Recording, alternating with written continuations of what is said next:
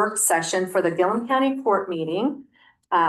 This is June 4th, 2025, and we're in the Gillum County Courthouse in Condon today. We will have the flag salute.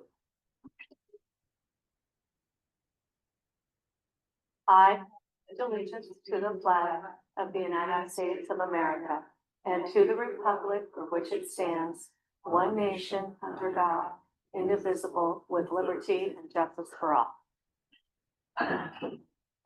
Okay, welcome.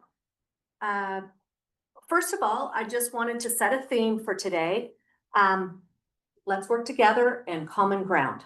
Okay, so if we have a theme, let's work on those two things and keep that in mind. It's also about the children we're serving. Okay, all right. I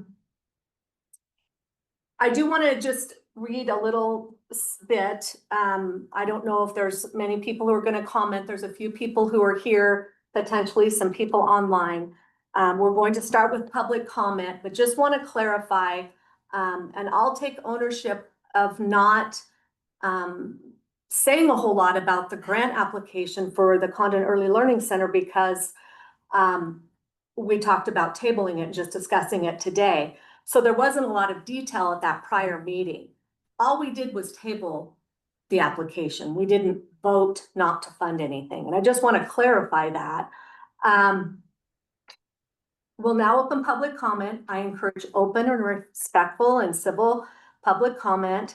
You'll each have 3 minutes with a running clock. I don't know if we got that going, for your assistance. Although freedom of speech is just that, it's free. We hope that those speaking have done their research and express fact-driven statements. You know, I haven't gotten any phone calls about our funding, would certainly be able to explain that to you if anybody has questions. Wanting you to use your voice, utilize your time, and encourage you to speak. Okay, who would like to begin? Catherine? Yeah. Greiner? Good morning. Morning. Catherine Greiner, City of Condon. I just wanted some clarification first off, and I will just submit my letter. When you put on the work session, it had that it was going to be the economic enhancement ordinance. Does it only have to do with the early childhood line item, or does it have to do with the whole ordinance? You can speak on the entire ordinance if you choose. What's the purpose of yours today? Well, it was just to be the Okay, early because I just want to education make sure agenda. that if you're going to talk Mhm. about the city's distribution, I have a whole other letter on that one. Oh, that I would no, do. absolutely not. So I'm going to submit a letter Uh-huh. and basically in support of the early child care Okay. and leaving that line item in the ordinance. But what I wanted to do really quick is, and I will be brief, is 25 years ago, Laura Pryor asked me, Katie Cook, Jeff Bailey, and there were 2 other people, and I can't recall who they were, to start this child care process. And what we did was we started the group, we opened it up in the Baptist church because it was a need then. Mhm. It's been a need all the way along. And also too is you guys all went to small schools, right? I went to an extremely small school. Our classmates were like our brothers and sisters there. Mhm. So when we're talking about the safety of a certified child care center, I want to give you a story about what I consider one of my sisters as a classmate. Her daughter had a baby boy, 10 months old. They had a, You 10 months old baby. Sorry, they had, Sorry, not muted. here. Not muted out there, please. Okay, okay, go ahead. so as a very good friend of mine, her grandson, they had an in-home babysitter. Their both parents were teachers on the Oregon coast. They I'm got, gonna stop you. Okay, Yeah. because of the interruption, I wasn't, the 10-month-old? yes. I just want to make sure I understand. I just want to give you a personal story of why it's important to have Okay. certified child care centers. And it's a personal story because as we all know, going to small schools, our classmates were like our brothers and Mhm. sisters. We may not have liked all of our brothers and sisters, but they were our brothers and sisters. My classmate's grandchild was murdered by the babysitter. They had an in-home person in, they got a call, they were both teachers, got a call to come home, the baby was not breathing. And when it went to court, the sad part about it is the baby was flown to Portland. Its organs were donated and the whole story. And when it came down to sentencing this lady, the only reason that she killed that child was she was having a bad day. When you have a certified child care center, you have other people that if you are having a bad day, someone else can step in. So I think, other than this personal story, mine on this hand from the city is for recruitment purposes. It has always been important to do it, Yeah. but I just want the county court to know that it touches people personally. It's not something you hear on the news.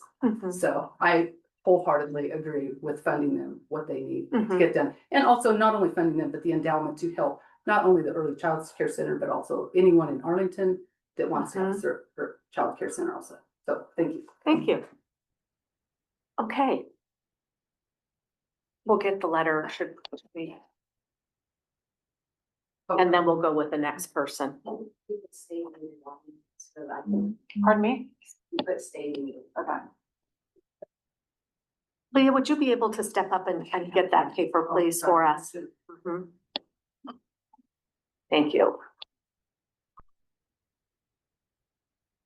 Would you like that read? Go ahead, you can. You guys want to go? Okay, Judge Patno, Commissioner Watkins, and Commissioner Wilkins. I'm writing this letter to support the Condon Early Learning Center's grant application for operational funding and for having childcare early learning to remain in the Gillum County Enhancement Ordinance. The city of Condon has been fortunate to have a low employment turnover that as we move forward to recruiting new city staff, 3 items raised at the top that make an impact to recruit quality candidates: housing, schools, and childcare.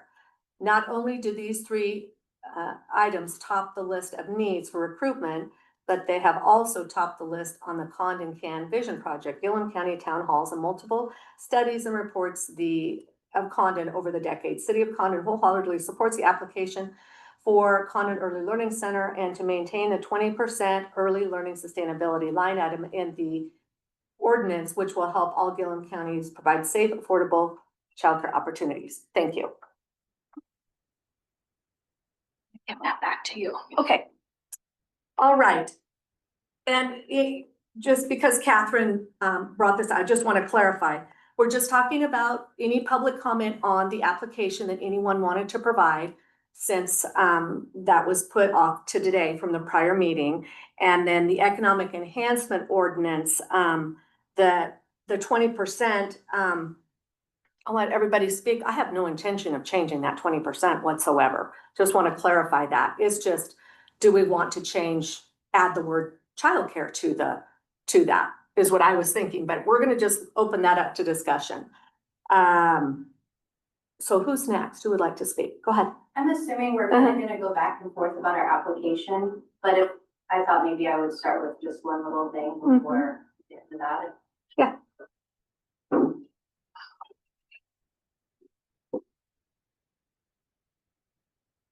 Firstly, I am on the same page. Yeah. I know that wewe're all on the same page Right. behind the solves. Yes. I think the word endowment, the clarity on that has caused some confusion. Because as you know, I'm sure an endowment typically is a sum of money that is invested so that the proceeds can be used to support an organization or a cause. And the principal is not touched. And so that's the kind of endowment that I'm asking for support with, so that there's a long-term solution when the funds do run out. So I think in that we're trying to work together, because I'm getting a lot of rhetoric about these funds are going to run out. So we're trying to think of a long-term solution, because as you can see by looking at our application and our sustainability plan, there's little we can actually do to drum up additional money. If those funds go away, we're still going to be in trouble down the line. So clarification on what that endowment is, because I hear you keep saying that you've created an endowment, but I think we might be using that word in a different way, because if it's a line item to be drawn from yearly, if we're drawing from the principal, my concern is that that's not going to create that long-term security that we're hoping for. And I just wanted to say that that's where some of my confusion has come from. And then when our application was tabled and others were fully funded, I see that there's little left to fund both us and the Arlington Health District. So I imagine my concern. Right. There could be solutions to that. So we're here to work through solutions, absolutely. I just wanted to Yeah. let you know that's where I'm coming from. Okay. yeah. I do want to say that we didn't touch much on the Kelly nonprofit report that was included in your grant application. So I just wanted to make a statement before we get too deep in the weeds about that, is that the Pryor County Court contracted with Kelly Nonprofit Consulting, and there was some discussion about whether or not to do that. It happened. There was already a contract in place, and with your grant application, you included a study. And the scope of work that was submitted for Kelly states that the county's has a dedication to ensure grant recipients remain strong, stable, and impactful despite the sunsetting of county-led grant funds in the coming year. So that was the vision of what Kelly was going to try to help do.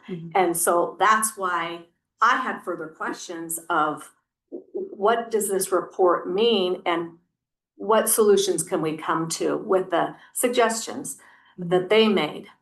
Absolutely. So, yeah.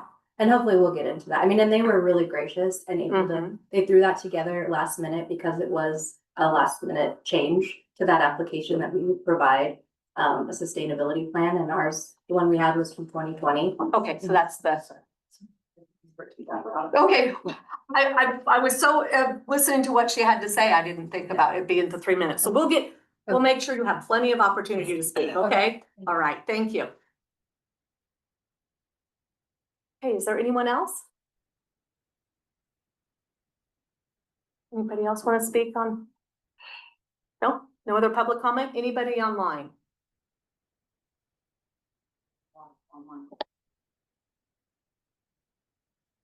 Ask a quick question. Mm-hmm. Is this just for like public comment or like in favor of making sure that the child Yeah, care is sure. continuing? Yeah, you can come up. We do need you to come up though if you're going to say that. Mm-hmm. Sorry. I know you know who I am, Amanda Richardson.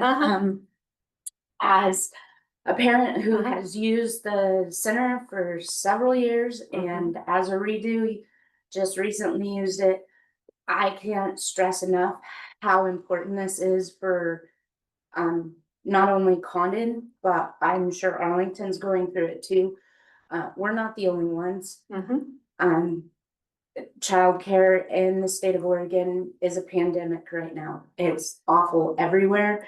There's a fabulous program, employment related daycare, which is a state helps parents who are working offset the cost of childcare. There's a wait list that's over a year long to get on that. So childcare is not affordable, but it is needed to be able to go to work. I mean, I have prime situation where I have a kid who, like, what are we gonna do this summer when you have to work full time, but then you need childcare?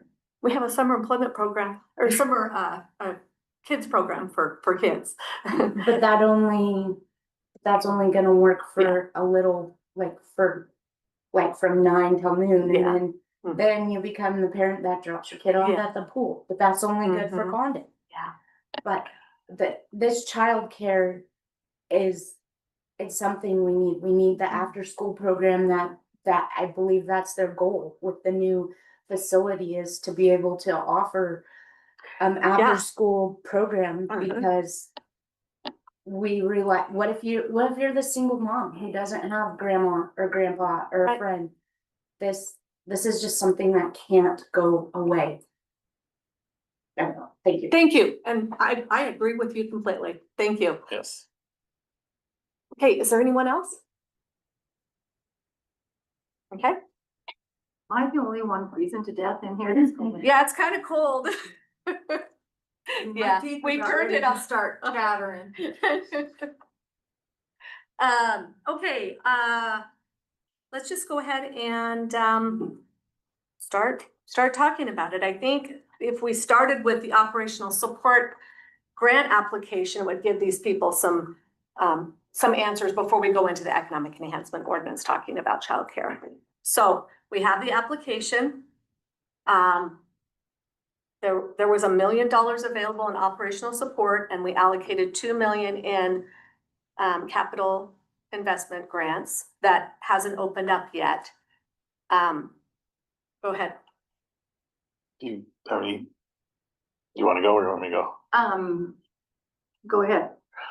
Well, I want to just clarify too, what Judge Patton said, that is, the last meeting, not that we're not, I'm not trying to not fund the early learning center either. I guess in the budget thing, I'm kind of jumping back and forth here again a little bit, but we were talking about trying to do the endowment, a county controlled endowment for childcare / early learning center.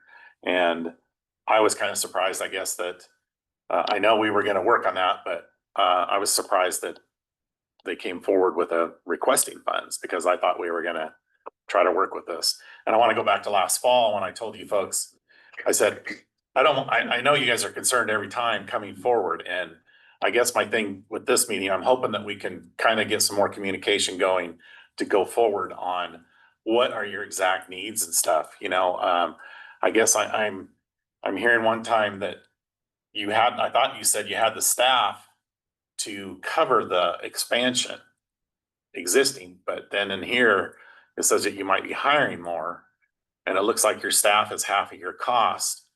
And To come up for the conversation? yeah, Yeah. that would be great.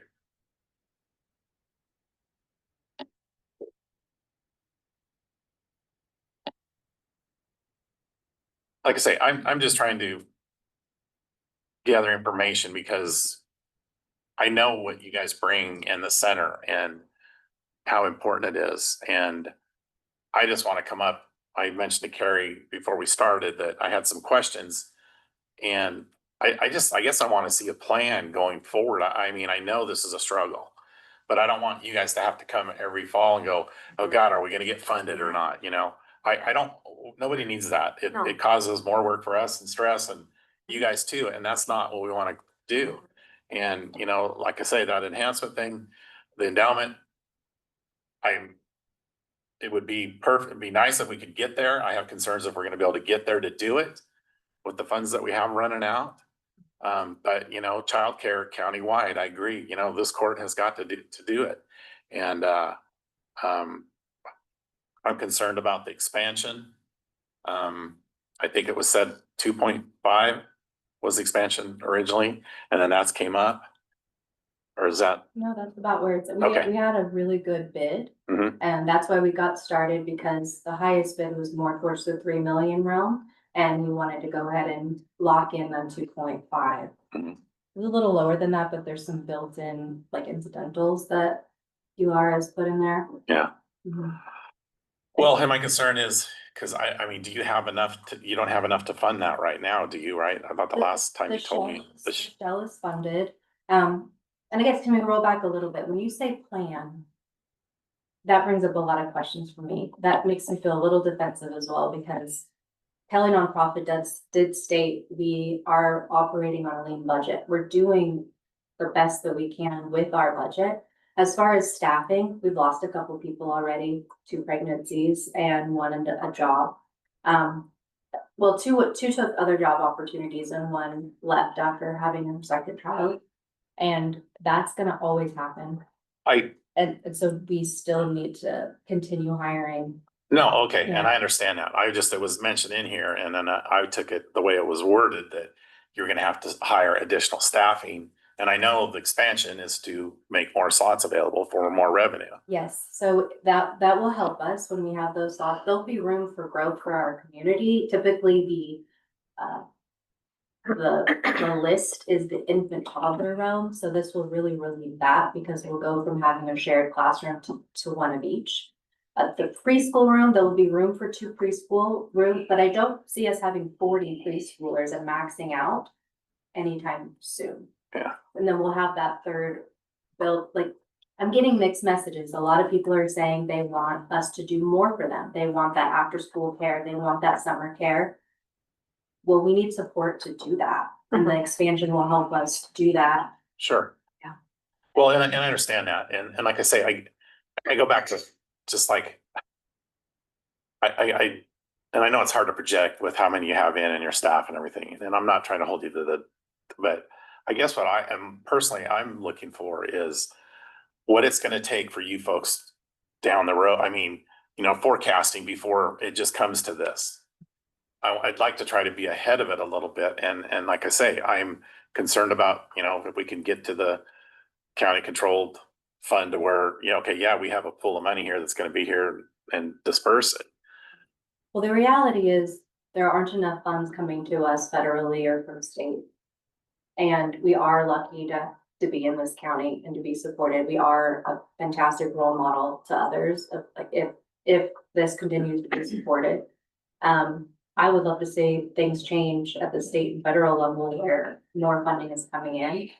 Ratios do make it so that you have to have a certain amount of people, but even then, it's really not enough. Like picture having 8 infants in a room and only 2 teachers. No one can leave for the bathroom. No one can be sick.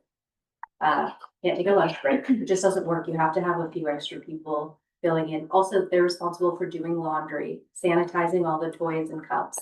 They have to step out of the classroom to do those responsibilities as well. The Kelly report talked about, some additional revenue, as opposed to not cutting anybody, so that's off the table or staff, right? They talked about that in their report, but that's off limits. That's not gonna be something that's gonna be agreed upon, sounds like. And so then we have to look at how are we gonna raise more revenue or join some partnerships such as the city of Condon that's in their Condon Can report, the Port of Arlington, that's the economic development arm of the county. Is there a way for us all to come together to help share the load? Because I worry about Gillum County spending too. Things look bright. We have nothing signed for the future. And the SIP funds are sunsetting. The ones that we know right now. It makes me nervous to promise the future if we don't know what the future is. So we actually have the same issue. You're worried about your funding and so are we. So there's common ground. Yeah. Right? So how do we work together to find ways to create a partnership? I do think that the Morrow County boardmen, they utilize the port and the city a lot and businesses. That's the other thing. What about the businesses that utilize that your families are employed with those businesses, or waste management? I don't know if you have any. However, they're already allocating 20% for this. So you see what I mean? We're just trying to find ways around this. There's been similar talk about housing, I'm sure that there's just been ideas floating around. And right now they're all just ideas, right? Like maybe if we can get employers invested in some housing so that they always have a place where people to be. It would work similarly, just no one has figured that out yet. Well, I'd like to just get through. I got about 8 more questions here, and like I say, I'll get these to you. I don't expect it, but in the financial health report, you state that the expansion is 2.5 more million, but you also say that you possibly might have to spend some of that from your savings. That page.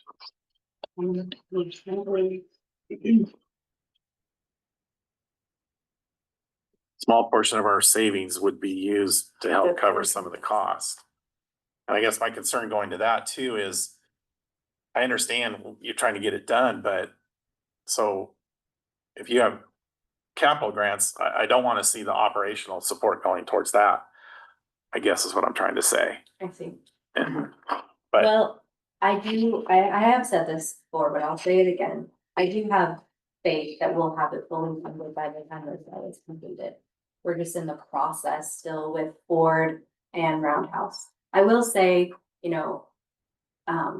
don't know if they've been tuning in, but it's not a great look with insecurity with operations, because they want to see that we have a plan to make sure that we're able to pay our staff. So it all works hand in hand. I've been saying that too, you know. They wanna see that we're good and we're gonna be able to stay in business. Right.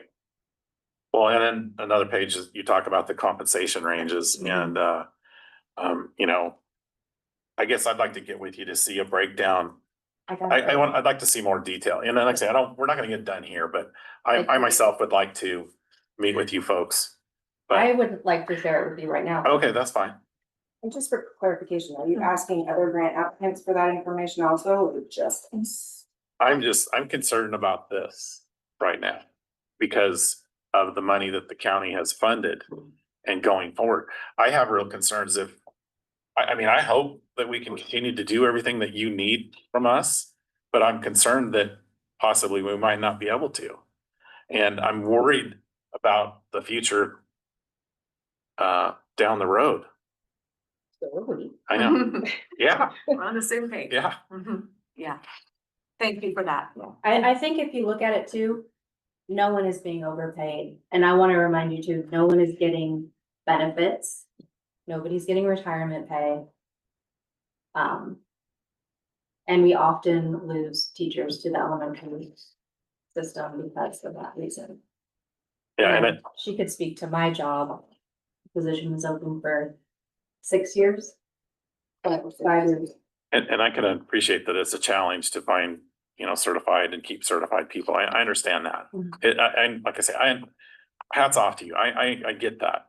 And like I say, these questions I have, I'll get them to you also, but, and also in this form here, you say your savings is 397,025. Is that of like May or what was kind of the date? That was in, end of April for, Okay, it did not remove any of our expected expenditures. to Right. the end of the fiscal year, which is June 30th. right, And we did report it differently last year, which was okay, a hiccup that the grant committee did pick up and we discussed. okay, all right, okay. And then you stated here also that Head Start provides almost 200,000, 26.7. And like I say, I know that's a concern because we don't know what the federal, where it's headed. And I know you guys are putting in for other grants. I don't know the totals on where you're at, but I know you're working on that. Where are we at here? Oh, and then the other thing here, so trying to work on your funds, discretionary cost. You talked about showing a payroll staff cut, which 15%, which I get, according to here, you know, you said you would save like 82,000, but then it could jeopardize. I just don't, I mean, I understand what you're saying, but is it gonna be really viable to do that, to lose your staff? No. I know, We is also that, lose that's- fiscal promise funding if we cut our staff pay rates. Yeah. Okay, you're talking about the So- sustainability yeah, plan. yeah. So that's really not an option, right? Right, and Kelly No Profits made statements as well, stating, you know, they would need to really consider morale and all these other things if they chose to go this route, and Right. that's very valid. Right. And he stayed here basically, estimated for the next fiscal year is, for the staff is 550,000, so 49% of your overall expenses. So basically half, right? Staff is just half, okay. All right, Which I would say that's, low. Okay. Because you consider a lot of budgets and there's staff part is probably closer to 80% of what it, of your Should be. budget. 80%, okay. I thought you were saying, okay. And they're a service industry, so they don't have a business if they don't have a staff to Right, house it. right. Not So, like they can put the kids on a shelf and. right. Safe. So also here, they're talking about the endowment that we are working on. You state here an endowment just to cover the estimated 250 to 300,000 needed for the Conant Early Learning Center. So with the expansion, is that now, or is that down the, I mean, Is this in the Year to year. sustainability plan? yeah, What page are you on? 34. Okay. Sorry. That has been the average of our asks. I'm sorry, Carrie, what? That has been the average of our asks. With Okay, the expansion project, there is hopefully gonna be some added revenue. okay, And the 300 to 350,000 is kind of the realm that we aim to keep it under. for support from for us, support okay, from- all right, okay. 300. See, this is what's really good about this. This is what, to me, is broken about the grant program. We react to an application with no time, no input. It just is not the right way to fund ongoing needs of the community. It was designed for not salaries, really wasn't. And so, but we're using it for that.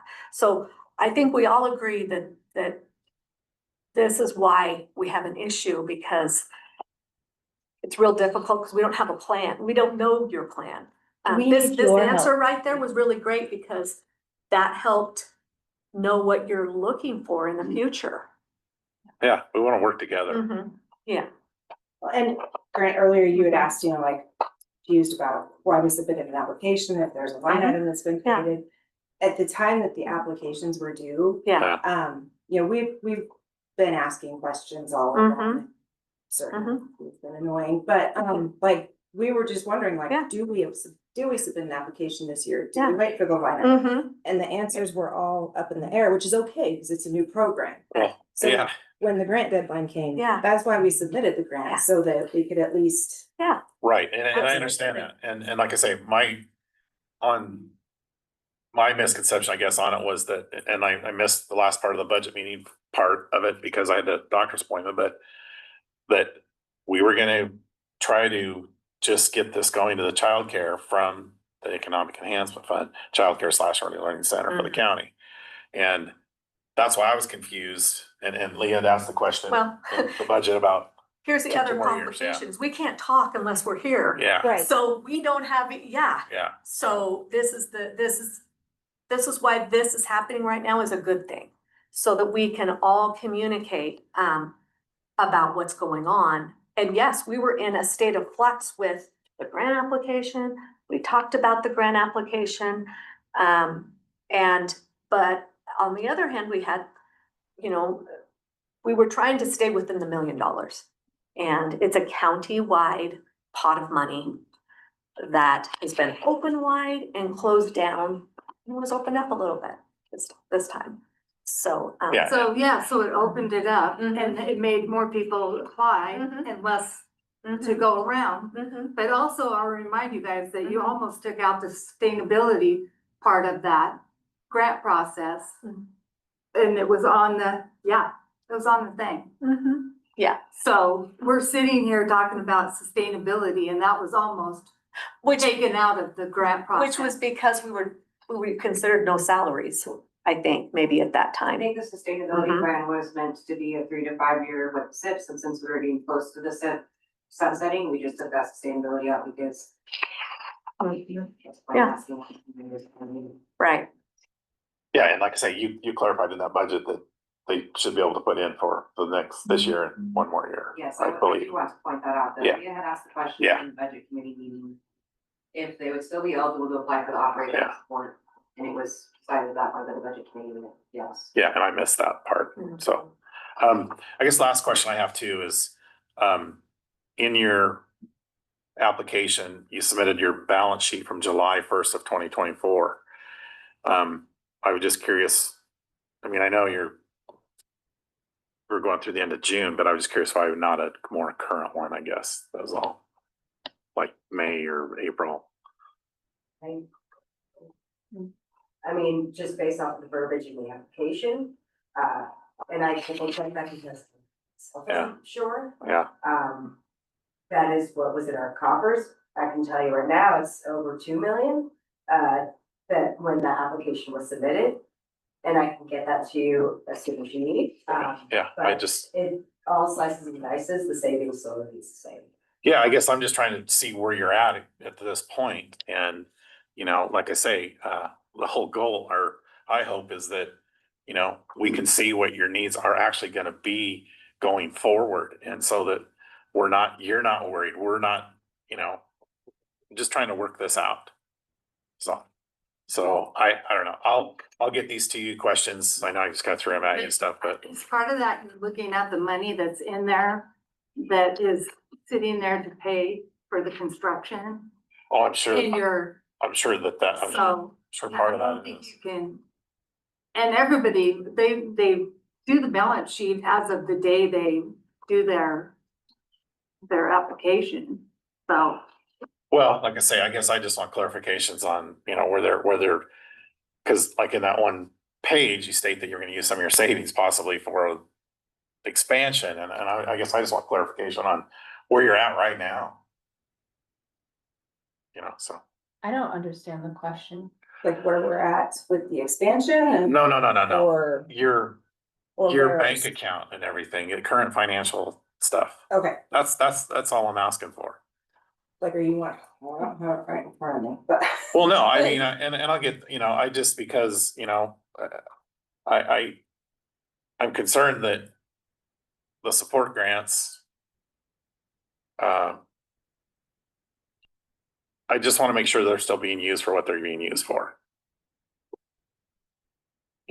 Whether it's a capital Kelly or, nonprofit looked at our budget, we looked it through, we asked for advice as well, like, hey, is there anything that we can trim up? And there are a couple things that we will, like there's Mhm. The employee childcare benefit. Almost everybody is able to utilize Head Start right now, we're not dipping into that, but that's like yeah, $4,000 or $5,000. $5,000, we are gonna have some, utilized during summer months because. certain So- features. So employees get a spot at the childcare. They get 50% off, oh, sorry, whatever hours they select, we have a few options. Do we know how many Right slots now- that is? We don't have a specific amount of slots that we hold for employees. It's just if their child is enrolled in our care and they don't qualify for a Head Start or ERDC and they have to pay out of pocket, we give them a 50% discount. If they work more than 20 hours a week. Yes. So how many employees have a slot there? Can we ask that question? No one is currently using that benefit, but right now we have these four. We have four employees there? Okay.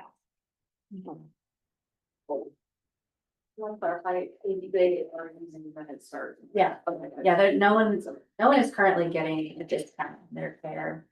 That is an employee. Sorry, that just Yeah. led to another question. It was just about how many are Uh-huh. in Head Start. Or any, position there. Any question, any further question? I don't have anything, and like I say, I'll get these to you guys, and, like I say, I'd like to sit down and discuss more, and Yeah. It's more for me getting more information, and Okay. I just want to clarify that, I want to see that happen and, go forward, and, childcare is important for the whole county, and, we've got to just try to figure out a way to go forward. Commissioner Watkins, did you have anything? I thought their application was pretty dang thorough, and I don't know that we're not asking other entities to give us updated balance sheets every month, and I don't understand the angst. I'm just looking for current information because of their lack. I'm concerned about the future funding. That, yeah. I know everybody is. Yeah, And- and that is the and- whole reason why we went about creating the line item for an endowment, because we were worried about it. Well, I'm just trying to find a little more detail and to help What me will happen with in my the information. meantime? I mean, will the expansion cover? I don't think it will. I think you're still gonna need help. Do you think you're still gonna need help? Yeah. Yes, because the families in this community cannot Right. afford to pay for what Right. our rates should be Okay. for childcare. So that's great communication to hear that. So there's a movement to put the entire million away. The SIPs run out, but we will need to, you're asking us to find other money in our budget. Is that correct?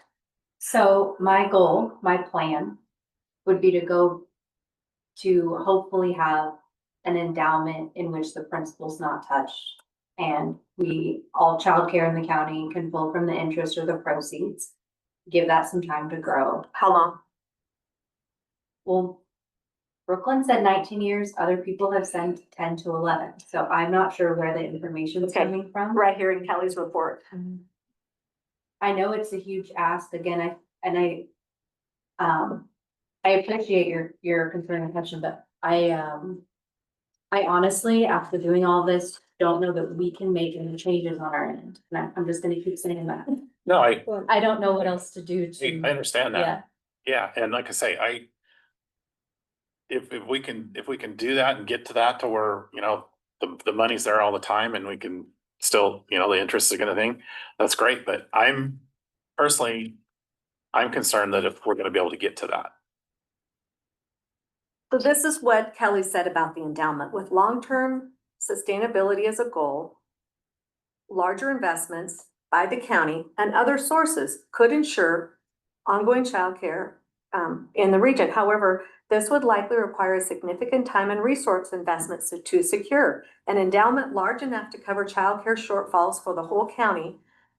Per the Gillum County Court minutes, February 19th, approximately $750,000 a year would be between 18 and $19 million. Yeah. So at $1 million a year, that's gonna take 19 years without touching it. No, That's my it's- worry. Because you're gonna be taking the interest that earns and you're gonna be adding it back in there. So it's gonna be more than $1 million and that is gonna double. Okay, It's- so you're saying, It's closer to 11 or 12 years is So- what I calculate. okay, I used that endowment tool and went through it and didn't disperse any money and had the interest go back to it. So okay. you can't just say it's just gonna be $1 million every year for 19 years till it gets there, because that interest is gonna compound. Well, and I understand that too, but I guess my concern, and I brought it up too, Leah, in the meantime, when the SIP funds out, we've got to still try to fund them. So we have, and I will point this out again, we have $11 million that they have unappropriated sitting in the Economic Enhancement Fund that every year has not been touched. And it's built. Okay, so now we're And it's starting to get $11 into. million. We could actually take it out of Okay. appropriations next year and fund it and be done. Okay, so this is what I think we should do if we could. They need to know that they need an answer on the grant application. And I'm gonna throw up. Well, I would love to. I fully would like to fund it. Me too. $366,000 done. Right. I think we should fully fund and take the difference from the capital investment grant portion. But I think we should sit down and talk about conditions of award. Some of the things we're talking, that might be the solution to some of your questions. And then come up with some conditions of award, potential fundraising efforts. Talking to some other entities about sharing and funding. Go ahead. I can say, like, being a former parent, the fundraising, it's like everything else. You're stuck with the same parents doing everything. And Yep, I've done it. And it's minimal. And It's really it's minimal when you minimal. get down to it. But I will also say that I am very grateful that the childcare, even though, yes, they have increased their rates due to inflation, like, it is nothing what other centers are asking. So.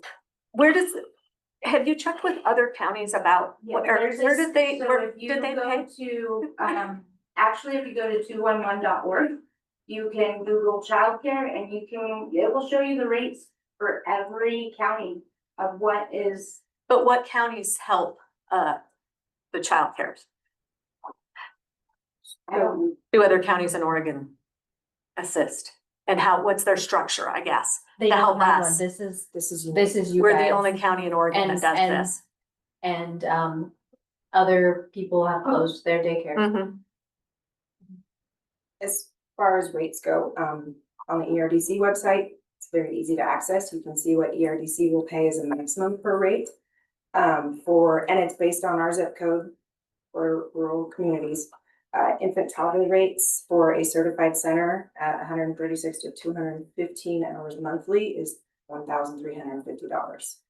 And because of the Gillum County Operational Support Grant, we were able to lower our rates, and we make sure our parents know that in the way that our rates are structured.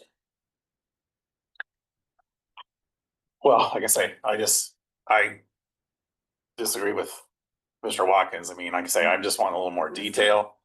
I thought you said Mr. Watkins. Commissioner, I think Commissioner he Watkins. said.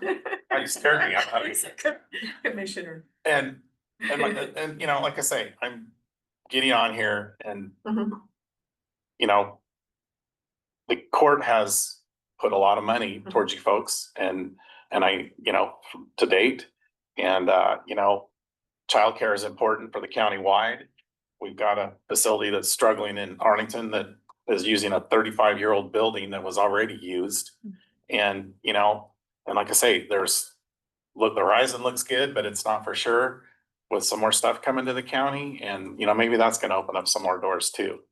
But, like I say, Okay, so are we prepared? Do we want to talk a little bit more? We can't actually make a motion in the work session, so it'll be decided, but I think just for their comfort, I believe that this year, so because I will say too, this is a year of limbo because of the ordinance that has funding in it.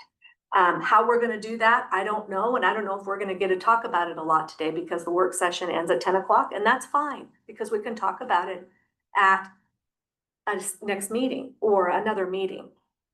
There's no pressure here. Let's take the pressure down. We all believe in childcare. We want to fund it, but we want to make sure that all of the needs countywide get met, because there's a huge burden on Gillum County's shoulders to keep a lot of things rolling. And we just want to make sure that we can do it all. I hear you. I'm here as the director, doing my job. It's the community who needs this. You know, I can find another job. I just want to make that clear too. This is not personal for me. I mean, it's coming because I love these kids. I love the families, but you know, to keep coming here, and I don't want the angstiness. I have no interest in that. The things I can cut in my budget are like granola bars for the staff. Like I'm doing the best I can. understand that.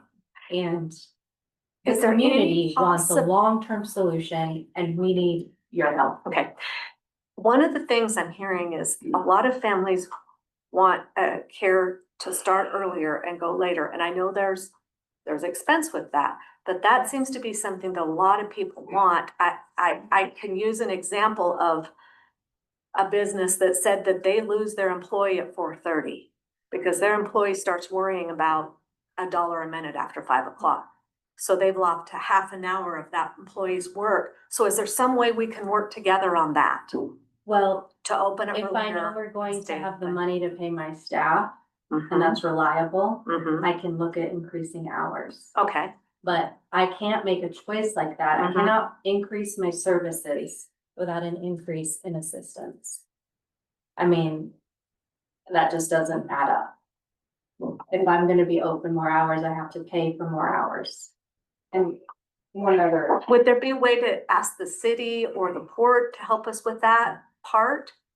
If that's a community need we're hearing about? If someone has an application I can fill out for more money, give it to me. I will do it. Like we can look into it, but I don't know that exists. Just trying to find some partnerships to fill the community need. And that's one of the things we're hearing about the community need. So without taking all of it, that's just one little piece. one aspect of the community need to understand, because this is a problem that we face on a regular basis, is, you know, we offer these programs that cover the cost of preschool and infant toddler care, Head Start, early Head Start, preschool promise, Mhm. ERDC. Those programs come with, and those enrollments that cover the care come with program limitations that they will cover. And so there's a lot of times where a family says, my kid's in preschool, program ends at 3:30, I need care until 5. Great, we're more than happy to provide that. But that does need to be paid for because their program stops paying at 3:30. Or their program doesn't start paying until 8 in the morning, but they need care at 7 a.m. So there does have to be a little bit of give back from the parents that, we're happy to provide these extra hours of care, but you do have to pay for it. Yeah. Or we're gonna have to get more subsidies. Yeah. Absolutely. And I think our wraparound care is between 150 and 224. 145 currently for part-time and 255 for full-time. And that's a month's worth of care. And sometimes people are finding that too much to pay and they prefer to pick up at 3:30. And so we are available. We're Mhm. available till 5, and we actually see that that's not utilized very often. Some people seem to think we're closed on Fridays. We're not. We are open on Friday. We see very little attendance.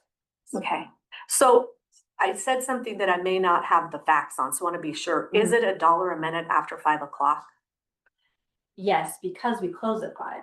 So Okay. you're asking someone to stay after work. Mhm. If we. But you had- wouldn't adjust your hours somehow to figure out If someone there's came a to way. me and said, first of all, no one has ever asked me about opening past 5. Been working there a couple of years. No one's ever asked me to adjust my hours and came to me with like a real need for that. I haven't had one person ask me that. If they did, I might be able to talk to a teacher or two and see, are you willing to come in a little later in the day and stay later? But we haven't. Would you consider any of the feedback we receive in the survey once we gather those results?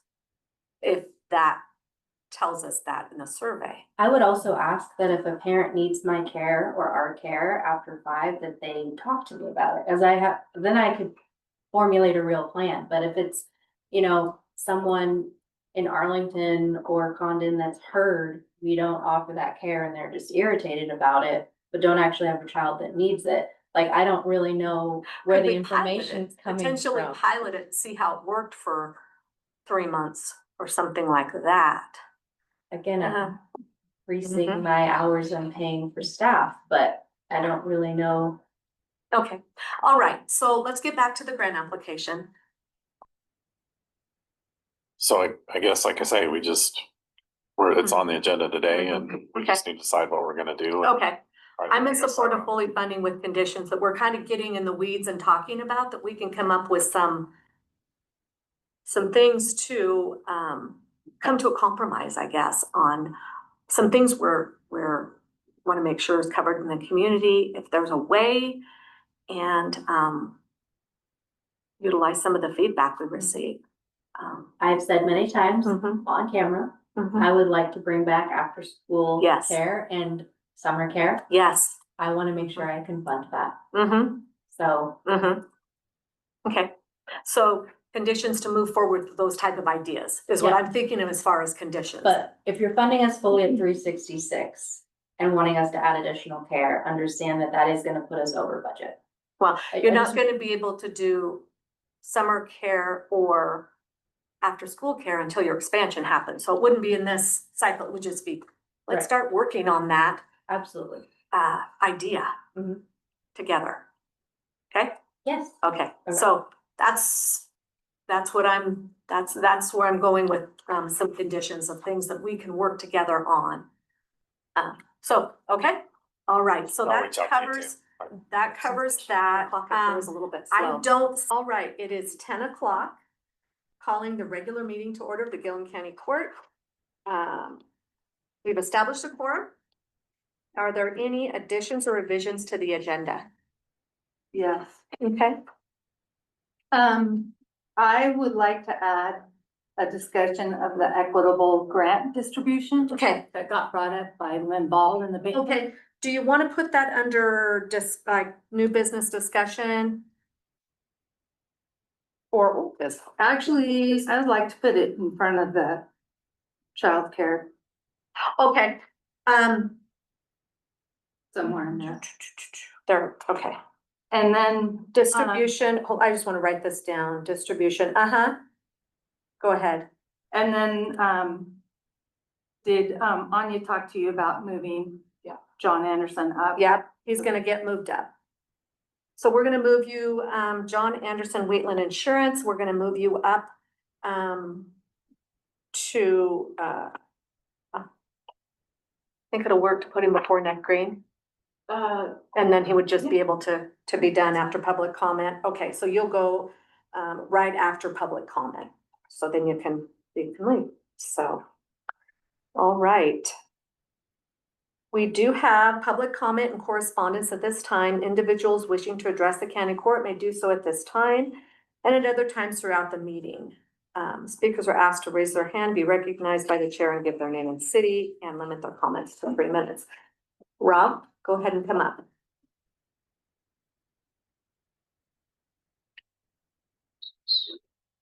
Morning, Morning. I'm Rob Turry, Executive Director of Pioneer Community Development. And on behalf of Pioneer and our board, I'm here to discuss the Gillum County Attainable Housing Program, which was a result of like over a year's worth of meetings facilitated by Oregon Solutions and attended by a wide variety of Gillum County stakeholders and members of the county court at that time, which was in 2017. The idea of that particular process was to find ways to incentivize builders and investors to, invest more money in Condon and Arlington from the standpoint, especially of rentals. So, excuse me. And after the facilitation was over, we came up with several ideas to do this, and Pioneer Community Development was put in charge of administering the program for the county. And it has been, in my mind, extremely successful to this point, even through COVID and the high interest rates and things that evolved from that. The original MOU with the county gave us 7 years for the program's continuation, and it expires on July 1st of 2025. We are here to ask that we extend the program. We're not expecting or requesting any additional funds and don't anticipate asking for any additional funds, because the bulk of our funds go out for construction lending, and then they come back to us and just continue to revolve through. Just rather than going through all the programs and things, I just wanted to make some examples of what the grants and loans that we came up with, what they can accomplish. And it's pretty cool, really, when you look at it. For example, we have a demolition grant, which provides up to $10,000 for somebody to demolish a derelict structure, which opens up a brand new lot for development. We have somebody then comes in and says, I want to build a new home on that property. Then they can also access our construction loan, which is extremely attractive, 3% interest only loan with no commitment fees, to really try to incentivize these folks. And then we also have utility extension grants, which provide up to 10 grand for them to bring utilities to the new construction property. Then we have a new rental housing development grant, which provides up to $20,000 per new rental unit, with the requirement that the person receiving a grant has to sign a 5-year agreement that says they will continue to offer that property as a minimum month-to-month rental unit during that time.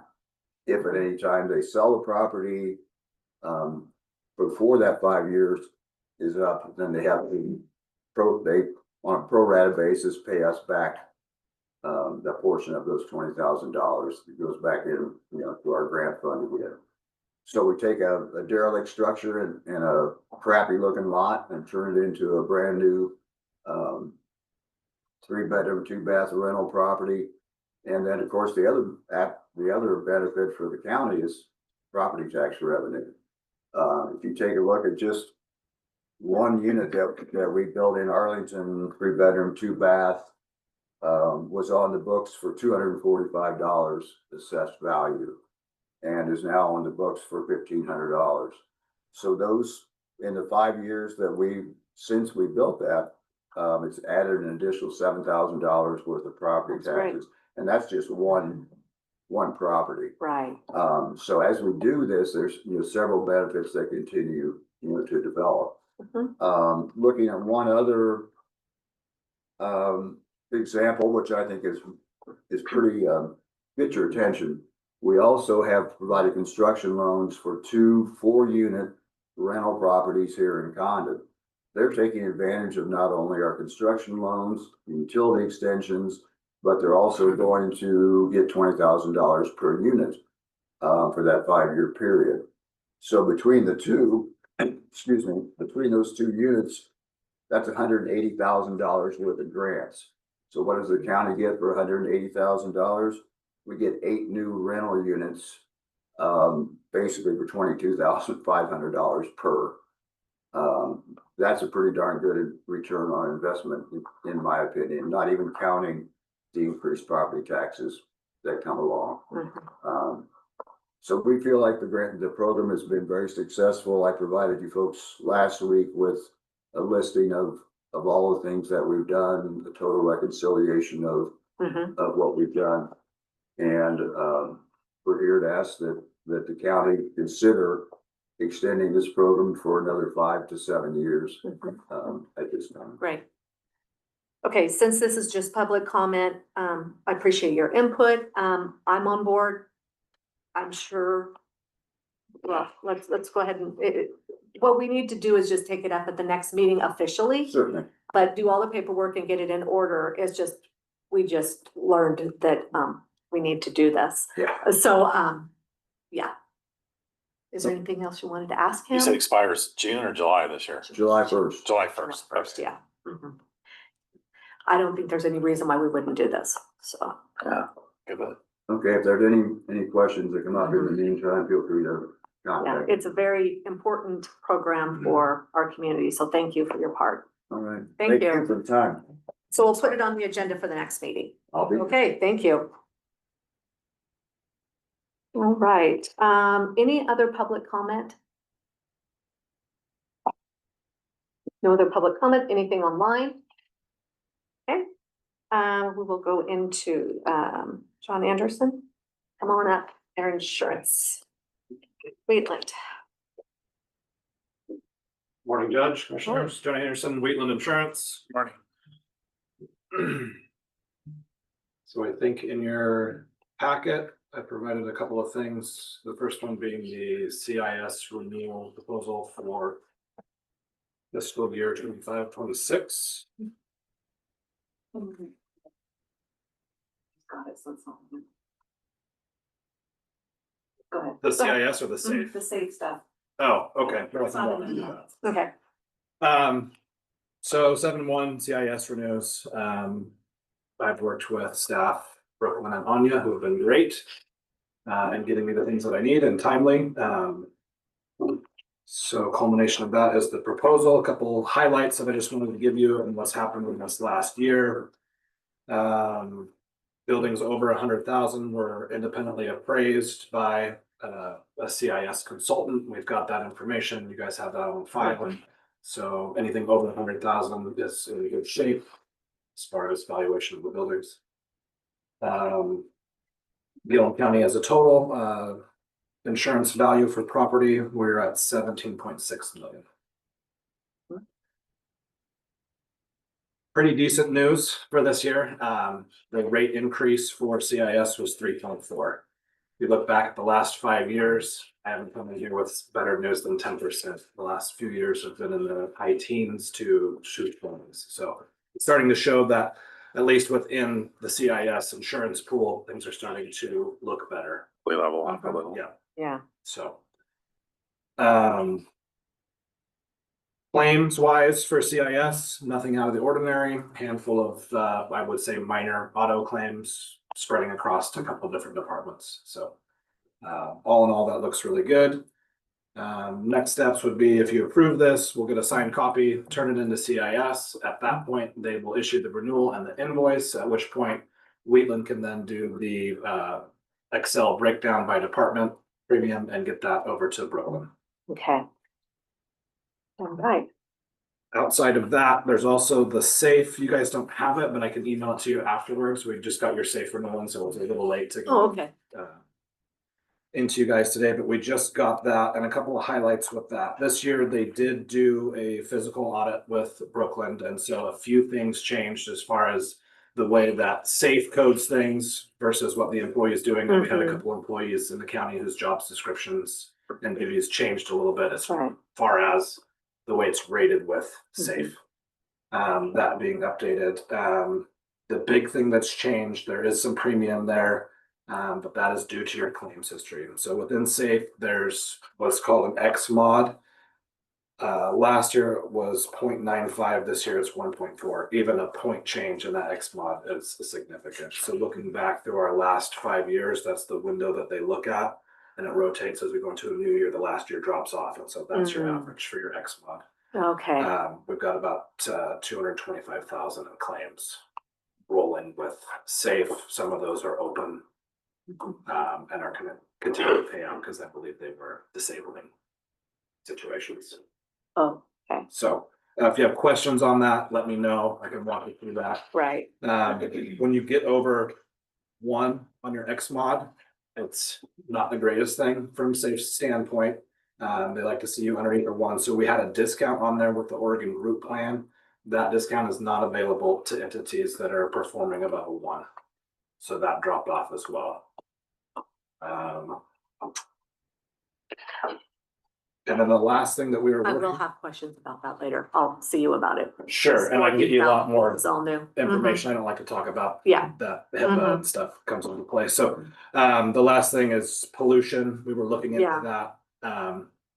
We haven't had enough time to prepare that for you, so I'll probably come to the next court meeting. All right. Or potentially the following one. With more information on that. Okay. All right. Any questions, Mr. Anderson? How long, you said we're over that 1.9? I mean, if going forward, no claims, I mean, is it, how long that? Yeah, so it depends on a 5-year basis. So if we have, so far, we've had pretty good run this year. But in the past 2 years, in that 5-year spread, there were some very large claims. Okay. And those claims are still paying out. And so it's on a 5-year basis. So it might not be the year that you were talking about, but those disabling claims continue to pay out. So if we have a good year this year, those big claims are right in the middle of the 5-year spread. They're like years 2 and 3. So that 5th year or whatever, on my spreadsheet, the claims were only like $2,000 that year. So that's really not what's hurting us. Right. Got it. We have to trend forward in a positive direction, and that X mod does go down. So as we trend down, premium goes down. Right. The payroll doesn't go significantly up. Yes. Okay. So action we will need to take is approval of the CIS proposal if we're in agreement of that. So we need a motion. Good questions? You good? I will make a motion to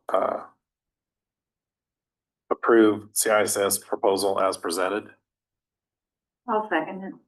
Okay, it has been moved and seconded to approve the proposal of CIS as presented. Is there any discussion? Would recommend doing the safe as well. You want to do the safe as well? Yeah, or you can wait until the next meeting if you want to. We can get you that in the meantime. But Okay, our next meeting will be the 20. Right? Sorry, just want to make sure, It's the 18th. make sure we have our questions, if that's gonna work for our yeah, timing. you have to turn in the notice of election for safe prior to 7/1. Okay, I remember last year. Yeah, and then they've changed the way that they've billed this because fiscal year for public entities is 7/1. So as long as they have the notice of election saying, yes, we agree to take this policy by 7/1, then they'll issue the policy and then they'll bill you behind into next fiscal year. So your payments are actually not due until like the 3rd week of July. Okay, In the safe one, that's the one I projected all, you've seen what we projected all those new roles. Yeah, I just wanted to make sure they had time to ask any questions if they wanted to. If we're comfortable doing it now, that's fine too. But June 18th is the next meeting. Let's just go ahead and take care of the motion on the first one, and then if we need to make another motion, we can on safe, okay? Sounds good. So I have a motion and a second on approval of the CAS proposal. Is there any other discussion? All in favor? Aye. Aye, motion carries. Okay, so that takes care of that. And then on the safe, did you want to take action on that, or did you want to wait? Did you have any questions or not that you needed to? We have to have it. Well, it looks like we have it there. Yeah, Mhm. okay. I just saw it, so, Yeah, it Yeah. looks like it's in the First back time of the we've seen it. CIS. Mhm. yeah. Mhm. Yeah, it. You have it. You don't. That's it right there. Yeah, I don't know. I'll put it there.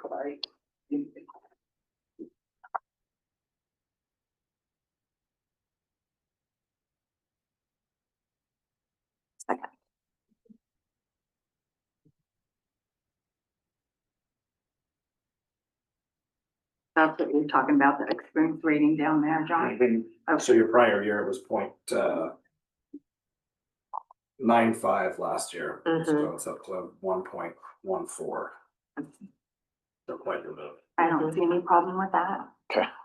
I'll take a look at that. I haven't seen it. If you, did you want to look at it? Me? Yeah. I looked at it real quick. Okay.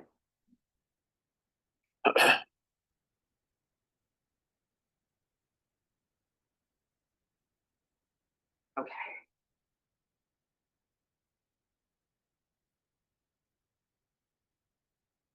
Okay.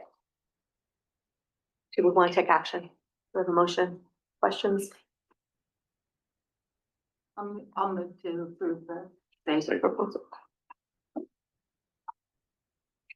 So that was the total premium, right? 75? Wait a minute. as presented. Yeah, As presented. I'll second the motion. Okay, it has been moved and seconded to approve the safe proposal as presented. Is there any discussion? Okay, all in favor? Aye. Aye. Aye, motion carries. Now you can proceed. Okay, thank you, Court. Okay, thank Thanks, you John. very much. You owe me, John. I hope so.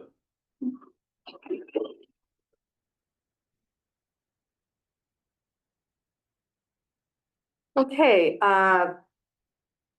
we have the update on the BEAD funding process from Nicholas Green. Is he on? Okay. Nick, you can go ahead. All right, can you hear me okay? Yes. Yes. Great. I'm going to send a request to share my screen because we do have a PowerPoint I want to pull up, which basically just mirrors the memo I sent to the court. I'd like to say that we're here with glad tidings. We're just here with tidings. There's a lot happening in the policy environment, so I wanted to give the court an update and also ask for your feedback about how you'd like us to proceed. So for context, as I'm loading this presentation, we started working on the BTAP application and funding, which was Broadband Technical Assistance Program, about 18 months ago. And that grant was awarded to Gillum County. And through those funds, we were able to do a high-level network design, updated opinion of probable construction cost, as well as a lot of the permitting and field work that we needed to prepare for our BEAD application. So things were going really well until about a month ago. We anticipated changes to various programs through the federal government under the new administration. That wasn't surprising. Unfortunately, BEAD was already extraordinarily complex, and it took the state, all the states, it wasn't unique to Oregon, but all of the state broadband offices several years to negotiate with NTIA, the federal agency overseeing this program, to get to the point where they could actually make awards to sub-grantees. So just as a reminder, NTIA is the federal agency, received the congressional appropriation. They made a grant to each state Oregon's was about $670 million. And then the state passes those funds through to subgrantees. So our application goes to the state in order to access those federal funds.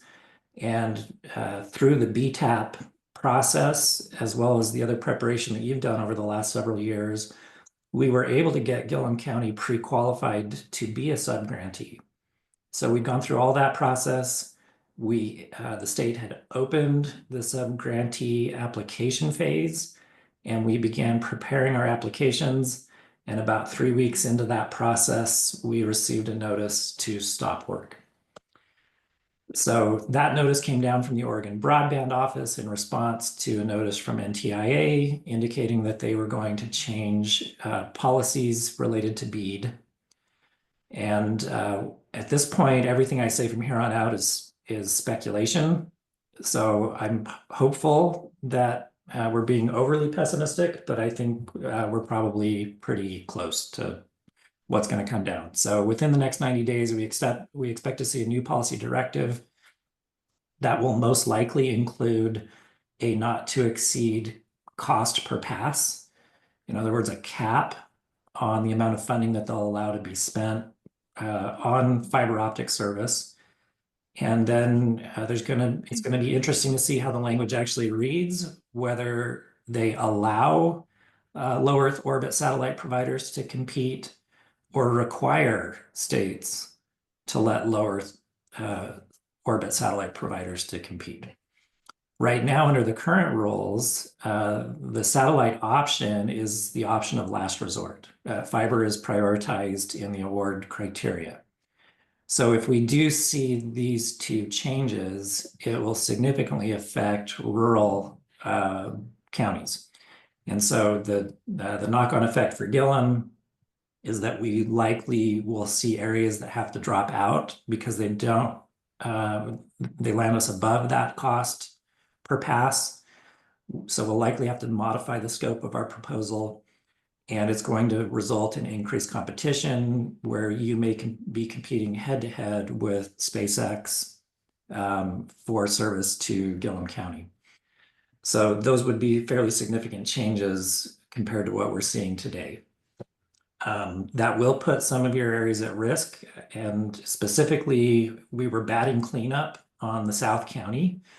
Areas of South County that were eligible under BEAD are those that were not within the prior award, prior federal award areas, and those are fairly dispersed. So we'll show you the cost per pass on those, but that's going to make that South County area much less competitive if these are in fact the changes we see. And it's also going to make us probably need to sharpen the pencil a bit on the North County, which there are provisions for in the design. So within the BEAD rules as they currently stand, the Oregon Broadband Office provided 2 alternative scenarios in addition to 100% coverage. So all subgrantees have to apply for 100% coverage. That provides the baseline for if you were to provide fiber optic service to every broadband serviceable location. And then they gave us 2 alternative scenarios with a reduced coverage ratio that we could also apply for. So we can go down to those Alt 1 and Alt 2 scenarios. For some counties, they also provided a match waiver out of the gate. Gillum County did not receive that. So we can still request a waiver on the match, but there's no guarantee that we would receive it. So for now, what we're doing is essentially looking at your 100% coverage scenario and your Alt 1 scenarios. And that's what I'm showing on the next slide. For Arlington School District, there are 425 eligible locations for service under the 100% scenario. And then Alt 1 and Alt 2 are almost identical. It drops you down to 72% or 71%, which would mean you could go down from 425 to at least 306 under Alt 1 or 302 locations under Alt 2. As you can see from LS Networks costing, your 100% coverage under that school district grant area is just over 18 million, almost 19 million. And with the 25% match requirement, that would put a $4.7 million price tag on Gillum County to do 100%. That's a big lift. That can be spread out over a 4-year construction period, but absent a waiver from NTIA, that's what you would be looking at. There's much better news under Alt 1, which we'll show you on the next slide. But that results in a cost per pass of about just over $140,000. I'm sorry, $44,000 for your 100% scenario. Unfortunately, the news in Condon is much worse because the residual eligible locations are so spread out. So under your 100% scenario, we have 44 potential locations that could have been connected, and that would result in a cost per pass of $150,000 and a total cost of $6.7 million.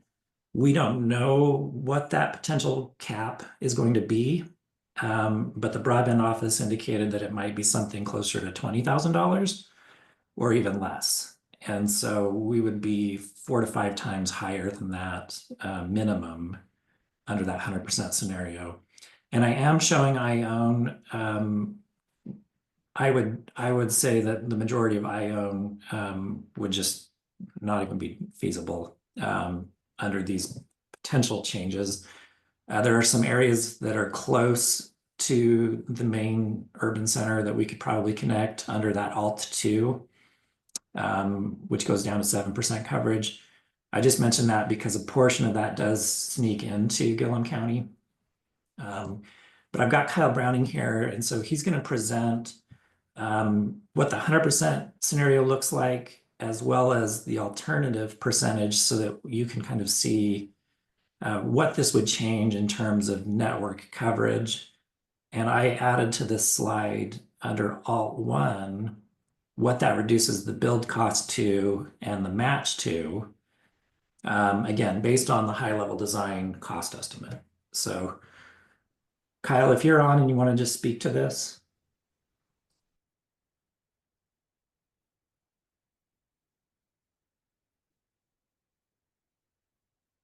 Hello, I'm here. It switched me to a panelist, so I had to reload real quick.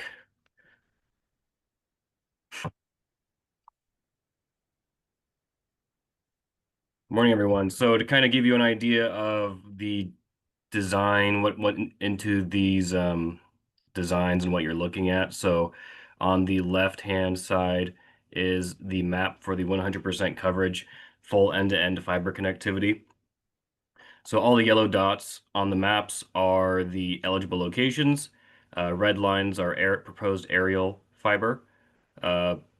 Blue lines are proposed buried fiber, and then the cyan is the district grant area boundaries. So what we did for the alternative 1 to try and reduce that overall cost and cost per passing was we removed a significant, pretty much all of the underground build, as that is going to be the most expensive part of the construction, is the underground construction. And then the branches that kind of go east and west out of Arlington, we removed those just because of the amount of footage per passing. There's just not enough density, and the goal was to remove as much of the average cost per passing as possible to be more competitive. So we opted to keep the idea is to extend the network from Arlington down to a new hub in Rock Creek, using the existing fiber, and then build new fiber in the southern part of the district grant area. And that would enable future fiber extensions off of that to feed the rest of the southern part of the grant area. And realistically, it would also pick up a lot of what's left in Condon as well, because a lot of those addresses are near the southern border of the grant area. So that's kind of a high level of what of the decision we made to remove for the Arlington School District between the full 100% and the alternative. And then just to point out for the court, that does significantly reduce the total build cost. At $19,000 per pass, you're at about $5.8 million. And then your 25% match is 1.4 million. So a much more achievable number. And we're still hitting 306 customers in this all one scenario. So fairly competitive, even though we're aiming at a target, we're not entirely sure what it's going to be until we see that new policy directive. And then I'll go down. Nick, I will add that the 306, a lot of those addresses within Arlington, a majority of those 306 are within Arlington and are already served technically by Arlington TV. Right. Just not at the level that would preclude them from getting upgraded under BEAD. Right.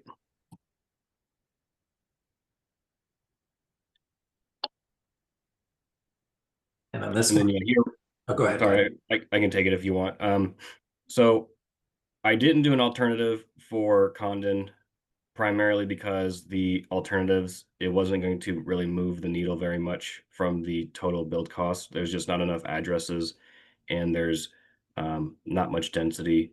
So this was the full 100% coverage. The couple in that southern half would be extending off of what Raleigh Networks is doing under the EACAM. Yeah, I'll let you go, Nick. That was kind of all I had for this one. Yeah, so just pointing out, under the Condon proposal, we would still be getting fiber down to the northern edge of this Condon school district. And so at our expense, at some point in the future, we could extend that fiber further south to pick up those. It's just, given the amount of effort to submit a BEAD application and the fact that we have to apply by district grant area, we cannot include these in the Arlington application, and the Condon application on its own as a standalone, we do not think is going to be cost competitive, and really don't think it would be a good use of the county's resources to even consider that unless our assumptions about what's coming prove incorrect. So we're trying to position ourselves to be competitive while we wait for additional information from the federal government and the Oregon Broadband Office. There is a lot of uncertainty given policy changes that are afoot right now. And unfortunately, what we're hearing from the people in the know is that it will likely make it harder, not easier, for us to compete. That said, I do think under Alt 1, the north half of the county is still competitive. So at this point, our recommendation is that we essentially hold tight, not continue with additional design until we get that further guidance. And then we'd like to come back to the court and just revisit this set of assumptions that we presented today. We're not asking for a decision today. We just wanted to make sure you are aware of what's happening and what we've done to try to pivot in anticipation of this potential change in direction. So with that, I'll turn it back to you, Judge, if you have any questions or comments. Thank you for keeping us updated on this change. How long do we think it will be before we'll know more from the federal government? That's a great question. I think we'll know within the next 2 months what the NTIA policy directive is. And then we'll likely see a period of time, maybe 2 or 3 months, for the state broadband offices to adjust and update whatever policies that they need to adjust. And then they would reopen for the subgrantees the opportunity to apply for funding. So I would expect 4 to 6 months before we're able to submit an application. And then if these assumptions are fairly accurate, I think you have a competitive application for the north half of the county that would still deliver a lot of value at a match that is, I think, quite reasonable. Especially since you can spread that out over several years. You may even be able to self-fund, but there are lenders who would provide financing for this type of infrastructure as well. So I think you'll have some options for the north half of the county. I don't want to come across as overly pessimistic on the south half of the county. It was going to be tough under the current rules. I think it's going to get harder under the new ones. All right. Thank you. Do either of you have questions of him? I'd just like to have you send that to me, Nick. Your, No, we've got. oh, you got it? Yeah. Okay, never mind. Got it. Well, I just want to get it. we did update a couple of maps, so I'll resend this when we get off the call here. Just Okay, good. Great, we'll get it to Thank you. You're welcome. Okay, we'll study it. Thank you very much. It's been a long road on fiber trying to get this going. Yeah, so thank you very much. And then you'll come back with more information when we have it. Keep us updated. Thank you. You're welcome. Thanks so much.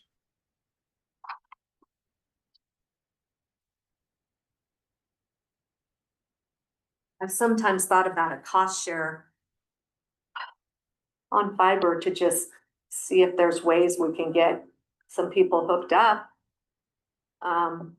with assistance from the county if we share the cost with the people interested in doing it. At one point at my home, I do have fiber going right by my house. I was told it'd be $2,000 if we got the trencher. It's like within feet of my house, so it's very expensive, and of course it'd be buried, but as we wait, the cost goes up. So, okay. All right, next on the agenda is the consent agenda. That's where we're at, correct? Yeah, consent agenda. We do not have minutes yet. They're on my desk. I haven't had a chance to review them yet, so they will be considered at the next meeting, the May 21st minutes. So all we have is consider bills pending review. So I just have a comment about them. I noticed that they just say all the bills above 500 are included in this. That's a statute requirement. Okay. To show those to people, right? To give to you guys, because they're already approved from the department. That's for you guys to approve them and for them to be posted. Because we used to like get the edit and then. Yeah, that's what I look at. Okay, if, I mean, I just did what the statute said. Mhm. To open it up to everything. Is that a feature of Cassell to be able to filter? Yeah. Okay, all right. So whatever. Mhm. You guys just, it's not good for 500, but anything over 10,000. What do you prefer? You have I just was questioning why, because That's, yeah, just the statute itself. Yeah, okay. So do we have a motion on the consent agenda? I'll move to approve the consent agenda minus the regular meeting minutes for May 21st, 2025.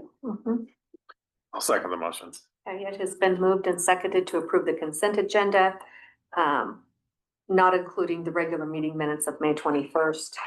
Is there any discussion? All in favor? Aye. Aye. Aye. Motion carries.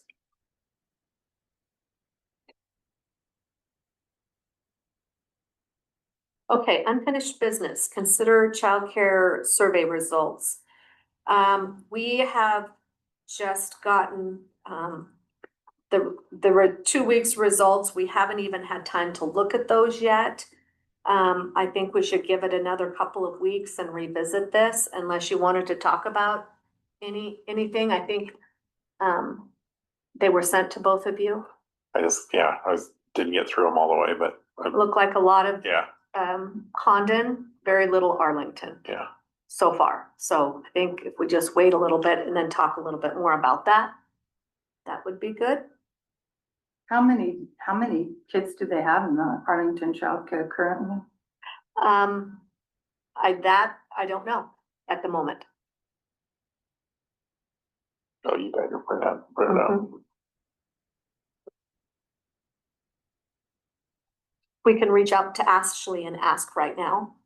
I did talk to a board member at the the North Fire had a an event.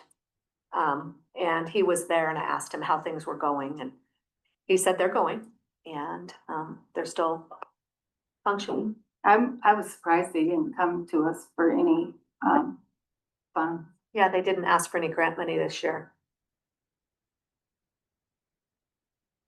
And they were well aware of the availability, correct, Brooklyn? Yeah. Yes. Yes, there's. Yeah. Okay. All right, anything else on the childcare survey? I do just want to say about the word childcare. I understand that in a certified childcare, there has to be an education component, and I just want to make sure that people understand, I know that, and that you know that. Childcare is a global issue. It could be a grandparent taking care of a child. It could be a spouse taking care of a child. There's all kinds of pieces to the puzzle to make it all work for a community. So that's the data we're trying to gather.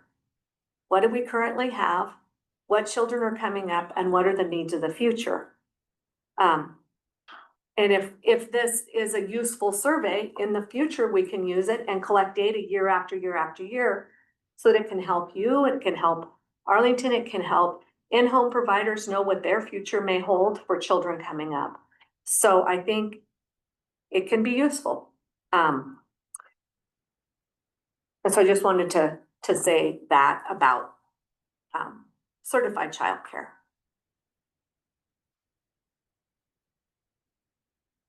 Consider approval of fiscal year 26 operational support grant application for Condon Early Learning Center. We had our work session at 9 o'clock. It was a good discussion. Is there anything more you wanted to discuss about the application or where we go from here? It's just deciding an amount. Deciding an amount, and then are we going to ask for a chance to sit down and set some agreed upon conditions moving forward of talking about? Did you have something that you wanted before that? Yeah, I did. Whoops, wait a minute. What do you, oh yeah. Go ahead. I wanted to have the discussion about the grant. I apologize that you did want to have that before this, so let's back up. Go ahead, Commissioner Watkins. Fancy. Saw my notes, so. So since Lynn's letter came out on May 17th, I've been working on, I'll give you that.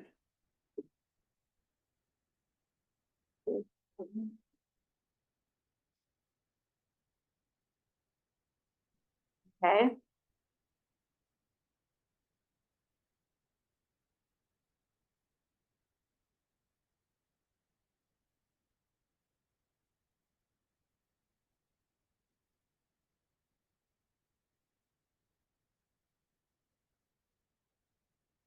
Because I had a few people in the community come up to me and ask me after the fact about his letter regarding grant distribution.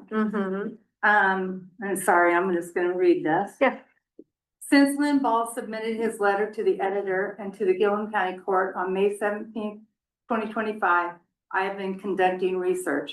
I used the past 5 years as evaluation of taxes and grant distributions. I didn't use this year, obviously, because it's not complete. The spreadsheet I handed out does not reflect the difference that the districts have been shorted due to the appeal to the Department of Revenue for taxes for Portland General Electric or Avangrid. Those figures are not available on the county website. I did not include the general fund for Gillum County, the Port of Arlington, or the ESD, as they are county-wide entities. I also left out the Ione School District for obvious reasons.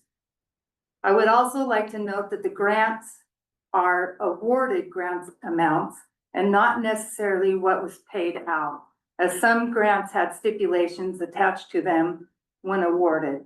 The population of Gillum County may be less than or more, depending on what census you look at, fluctuating as people move in and out. The voter base in Gillum County is 1,444.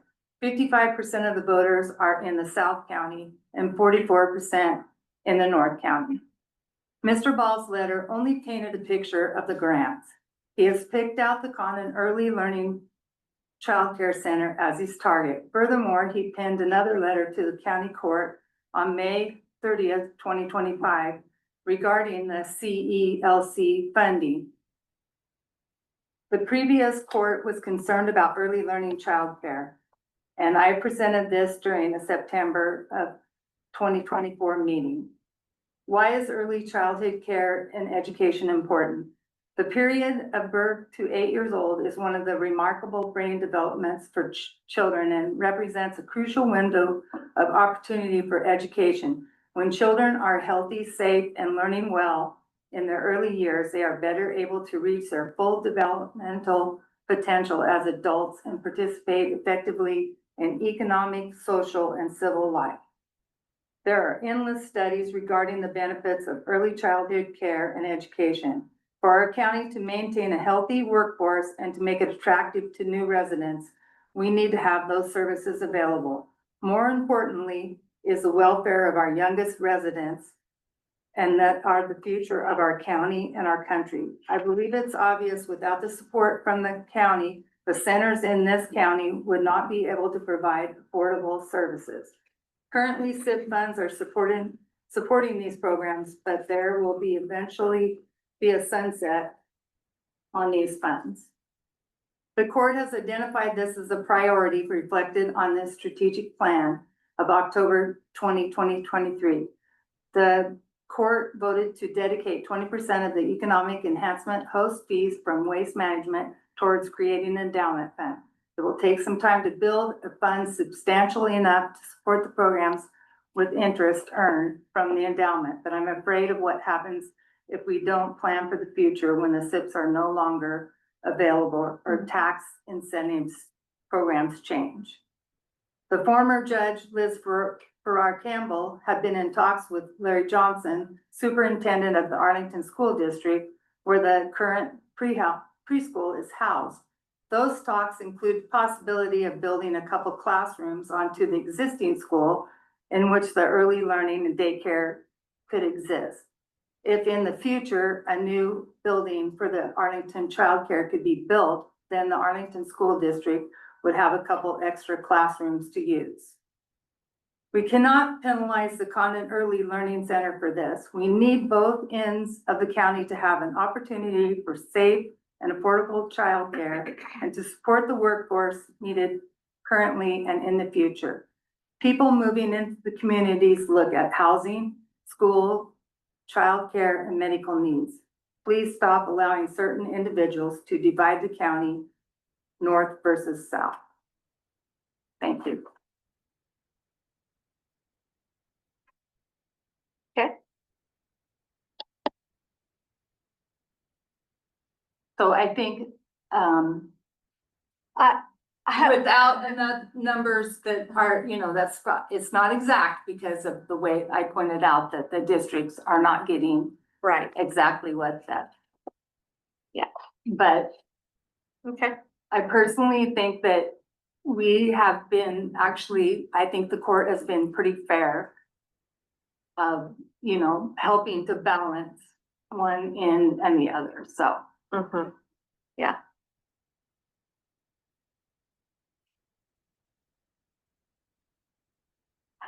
Yeah. Okay. So we have the operational support grant application for the Condon Early Learning Center. Let me back up. Was there any more discussion on your information? I have the spreadsheets that back all this up. But if anybody's interested, I will send it to the court. Yeah. Okay. So the applications before us, we had a work session at 9 o'clock. Is there any discussion before we consider their application? think it's just agreeing on the amount and, Mhm. we're looks like we possibly, depending on what we do, could exceed the $1 million, so. Right, I'm in support of, funding it so that we can work out how we're gonna move forward for one. With some solutions, but wanna make sure that we can sit down at a table and talk and make that a condition of award, that we can talk about how are we going to do things such as, implement an after-school program and when might that start? And the amount is 366. So where we could get that money is from the capital investments portion of the SIP funds.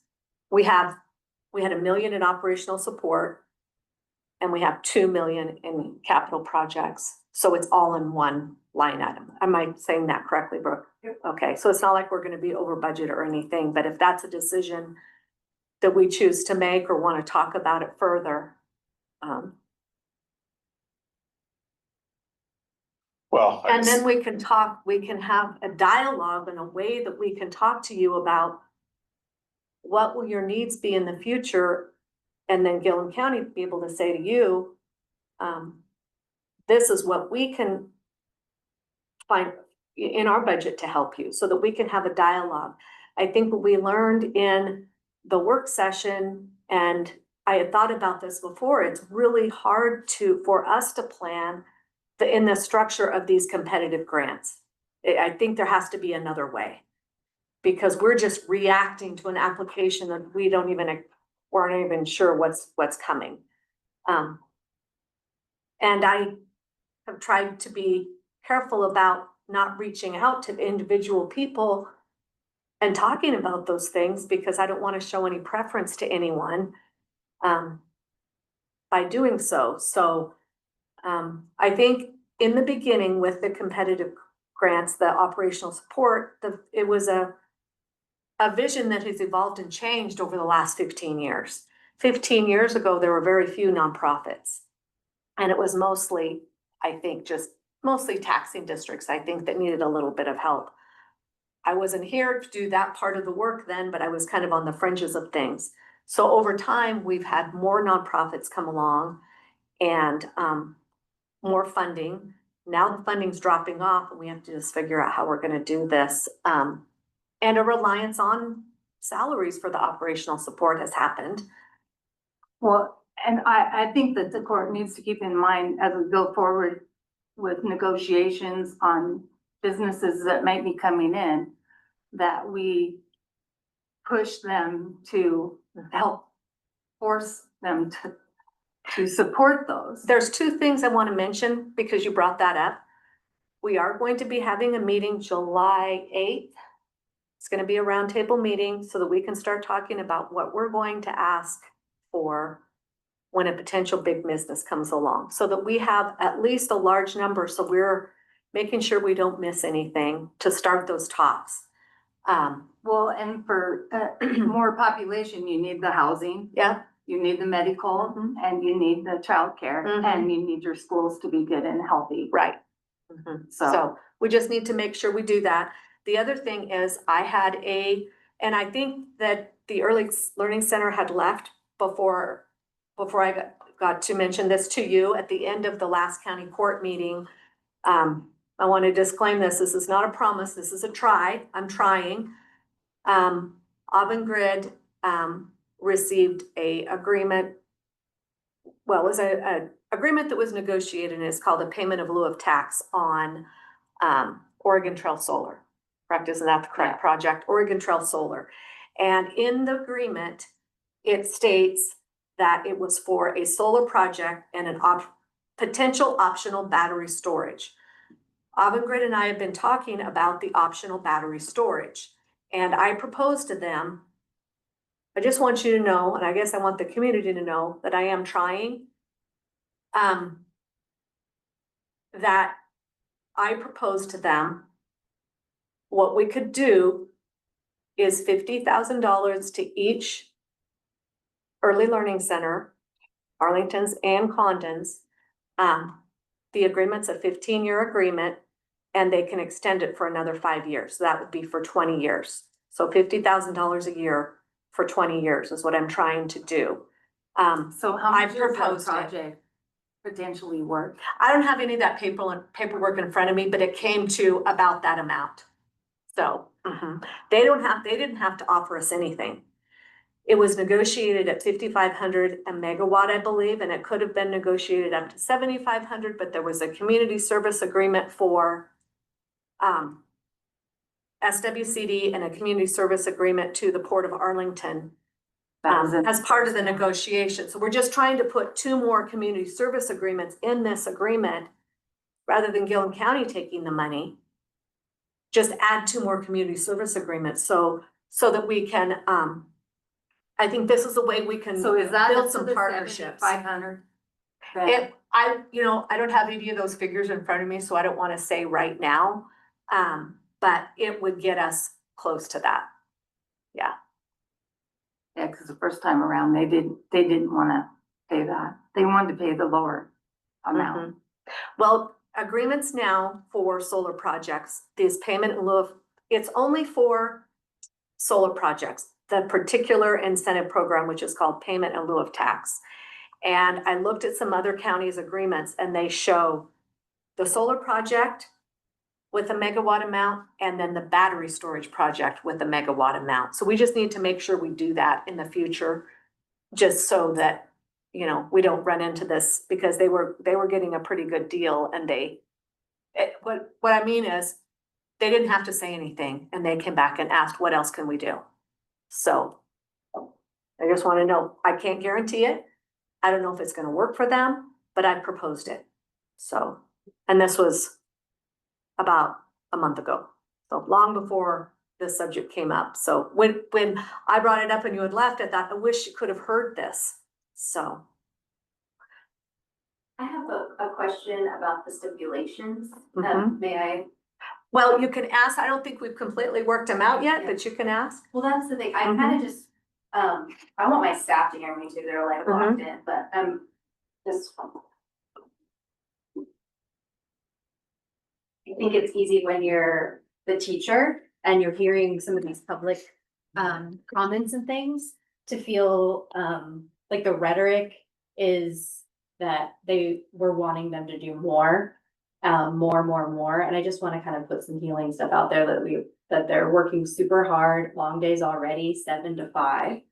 Just want to remind people. And what they see across the street is at the elementary school, they're working until 3:30 and they have Fridays off and they have summers off. So I just want everyone to keep that in mind, that in our community, we already are providing an amazing service, and I'm grateful to them. And I know a lot of other parents are, and we appreciate that the community needs more of us. I just want my staff to hear that they're doing an amazing job, and that I hope people appreciate what they're doing already. And the stipulations, even though they're to come, they are really vague, and I hope that we can have, I don't know what's the setting gonna look like when we discuss the stipulations. Because I think that the community deserves to be a part of that as well.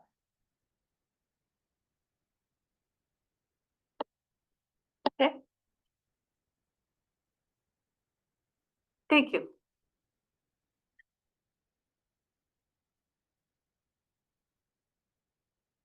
What are we gonna do? Well, I think we just need to be able to talk about what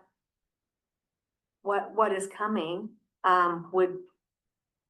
Would one of you like to sit down with them and talk about, what is the plan going forward for an after-school program, and when might that happen?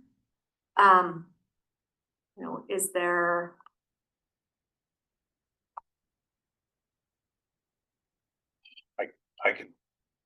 I can do that. I'd like to. Okay. And then, like I say, I guess, my biggest concern is, Well, none of that's gonna happen until their building's built, so. Right. You can talk all you want, but until the building's actually standing, it'll be kind of hard to figure out a plan going forward. I was just asking if it has to be in that building, like, are you guys set under those regulations? Oh, yeah, that's a good question. Does your after-school program have to be in that building? So our licensor visited us recently, and I asked her these questions about like capacity and age and all of that. And she said, a lot of it's pretty simple. I just tell her we're ready to do this, and she'll change the age on our license, and then she'll come inspect the building and up the number and all that for us. And But that'll be in the new building, right? yeah, we can leave the premises, so the idea, you have to basically, for licensing, bring a go bag with emergency supplies if you leave the building, but that's easy, we have all those ready anyway. But we'll have 3 extra rooms, and the hope would be, there's that 3rd room that we would be able to potentially use for older kids, make sure that the toys and the things that are in that room are age appropriate for older kids. And I would like to have like 1 adult that's in charge of the program, and then we could have perhaps teenagers as helpers to make sure, the cost would be a little bit Okay, my lower. question is, can you use the school gym? Yeah. You guys have the staff, could you use the school gym? for No. that? No, but we could leave the premises and go to the park, library and stuff like that, but. You couldn't go to another building. I mean, they could go to a library or a park, or they could maybe go visit the gym for like a speaker, but they couldn't. But it can't be your official. No, that couldn't, correct, it was, our licensing wouldn't cover. And we have to have a separate license for a separate building, and that's a whole other can of worms, that skyrockets the operational expenses. Okay. All right,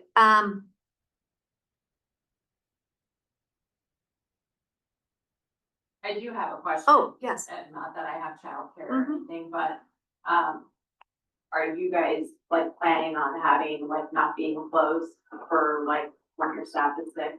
I mean, I know that's like, just so you guys have enough staff, so you guys don't ever have to be closed.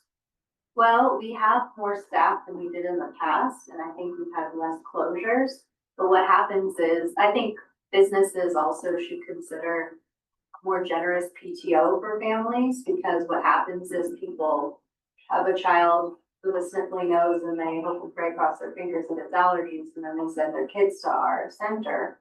And then many people get sick. And I have some teachers who have kids in the center as well, so if their kid is sick, they have to call out. If they're sick, they have to call out. So oftentimes, we have 3, 4 teachers sick at once, and I can't promise that's not gonna happen. No, I know, I understand that. I'm just saying, like, if you guys are looking at building an idea. Okay. Here, and you want, like, a childcare that is just never, I mean, I used to work at childcare and we never were closed. So,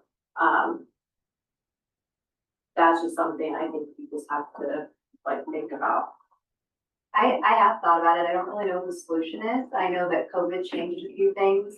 Licensing, we're not allowed to work while we're sick, so if the teacher is sick, I don't want them in the building.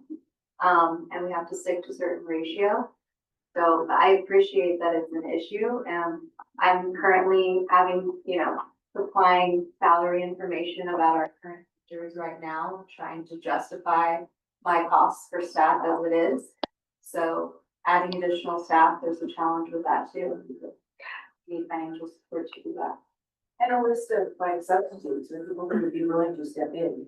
But maybe not be on the payroll, that would be great. Yeah. I think That's that not daycare something we needs have to, Is- they used to kind of have that. Is there a way to have a volunteer list that I know that they have to be trained? But that would be great.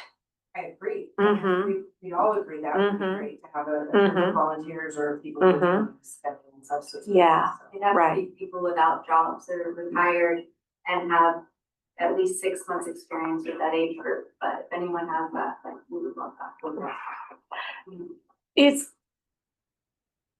I'm gonna ask one question, and this is getting in the weeds because we're just about ready to make our motion, but it just occurred to me. So you were called Condon Childcare.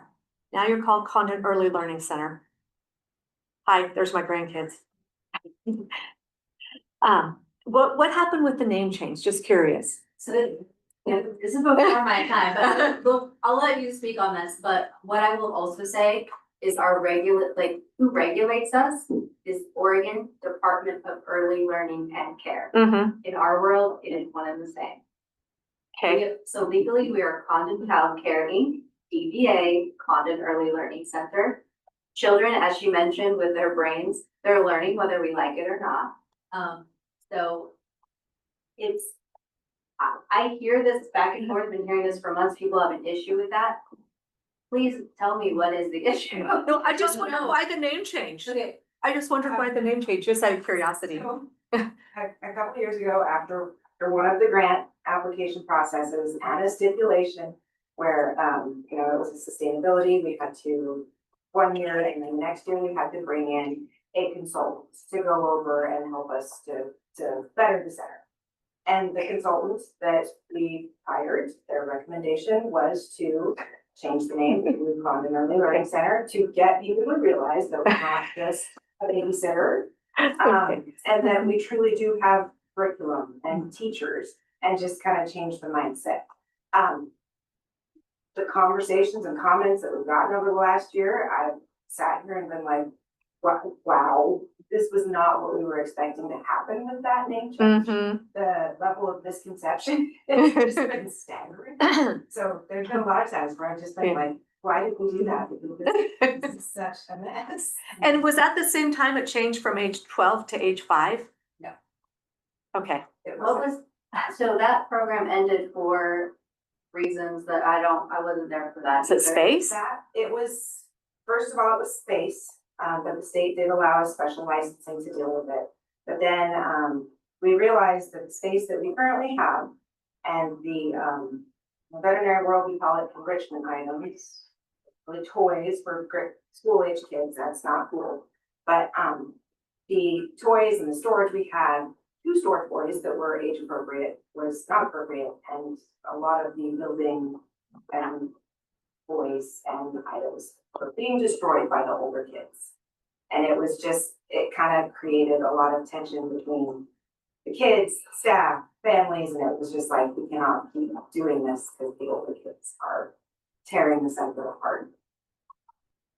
We have a lot of things that are made for 3-year-olds, you know, and we, so having that extra space where they're separate is, you see that even with infant toddlers. So we have infants and toddlers, we have them in the same room, but we have like a gated area that at times would be separate. Sometimes that's good because as the older kids will get bigger and they're working through issues with like snatching toys and maybe hitting or throwing. You have to keep infants safe, and you have an issue with developmental differences.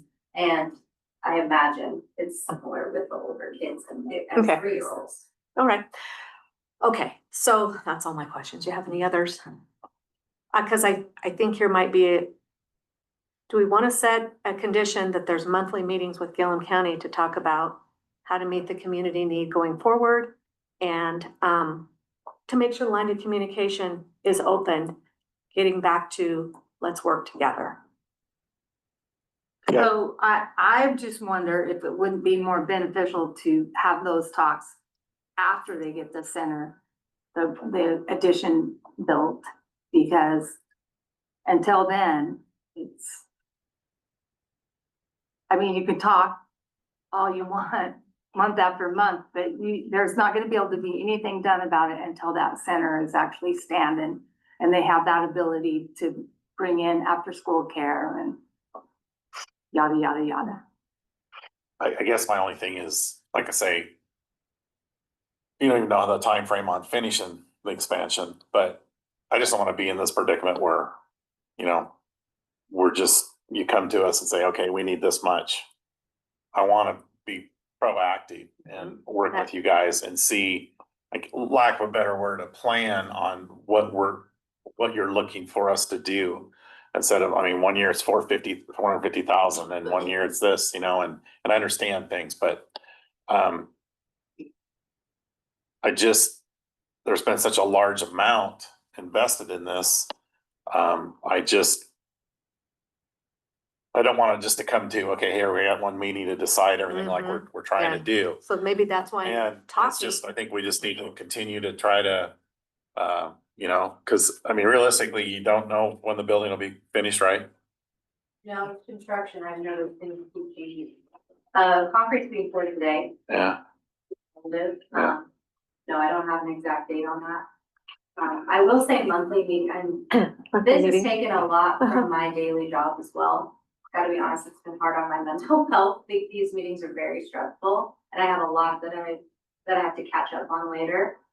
This morning I opened the toddler room at 7:30, have room, you know, I got puked on, have to go and change, and I'm here that I came to work at 5 because of the same I reason. worked somebody this afternoon, and like, I really want to focus on my job.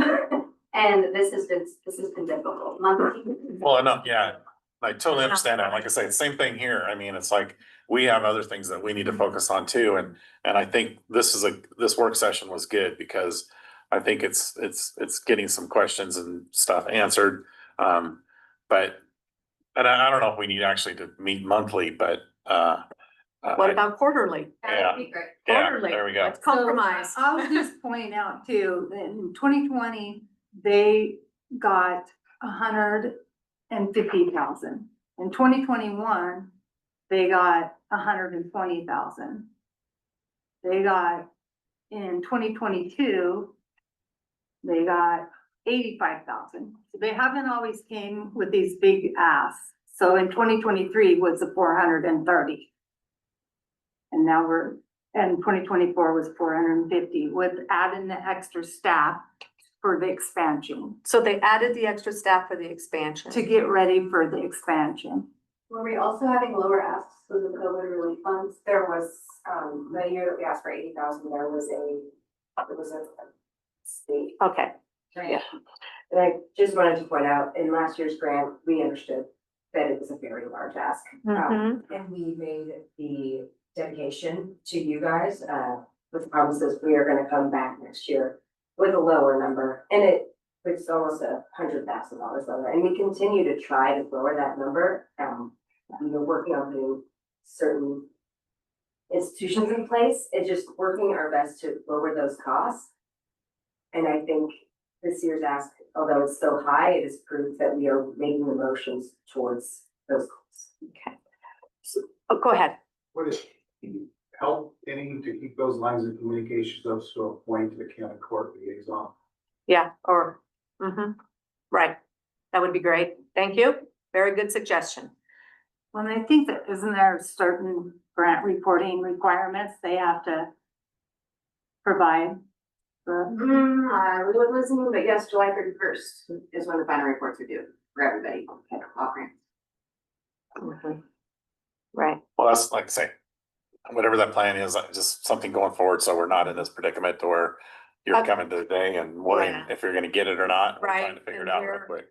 I don't wanna do that. Surprised too. So I think communication is the Yeah. right answer. Yeah.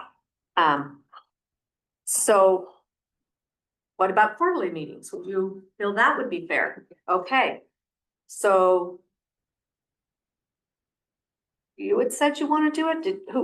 Which of you two would be interested in meeting with them quarterly so that we can know what the status of this is before it comes to us, such as this? Well, I think Grant voiced that he Okay, had to do it. if you would like to do it. I will do it, yeah, 'cause Okay. like I say, I have some Mhm. questions and wanna get to them and, Mhm. yeah. Yeah, right, And like I say, the whole thing is Uh-huh. try to improve this. right, Go forward. okay, all right, So can I make a motion? yes, I move to approve the CELC Operational Support Grant for 2025-2026 in the amount of 366,000 with quarterly reporting.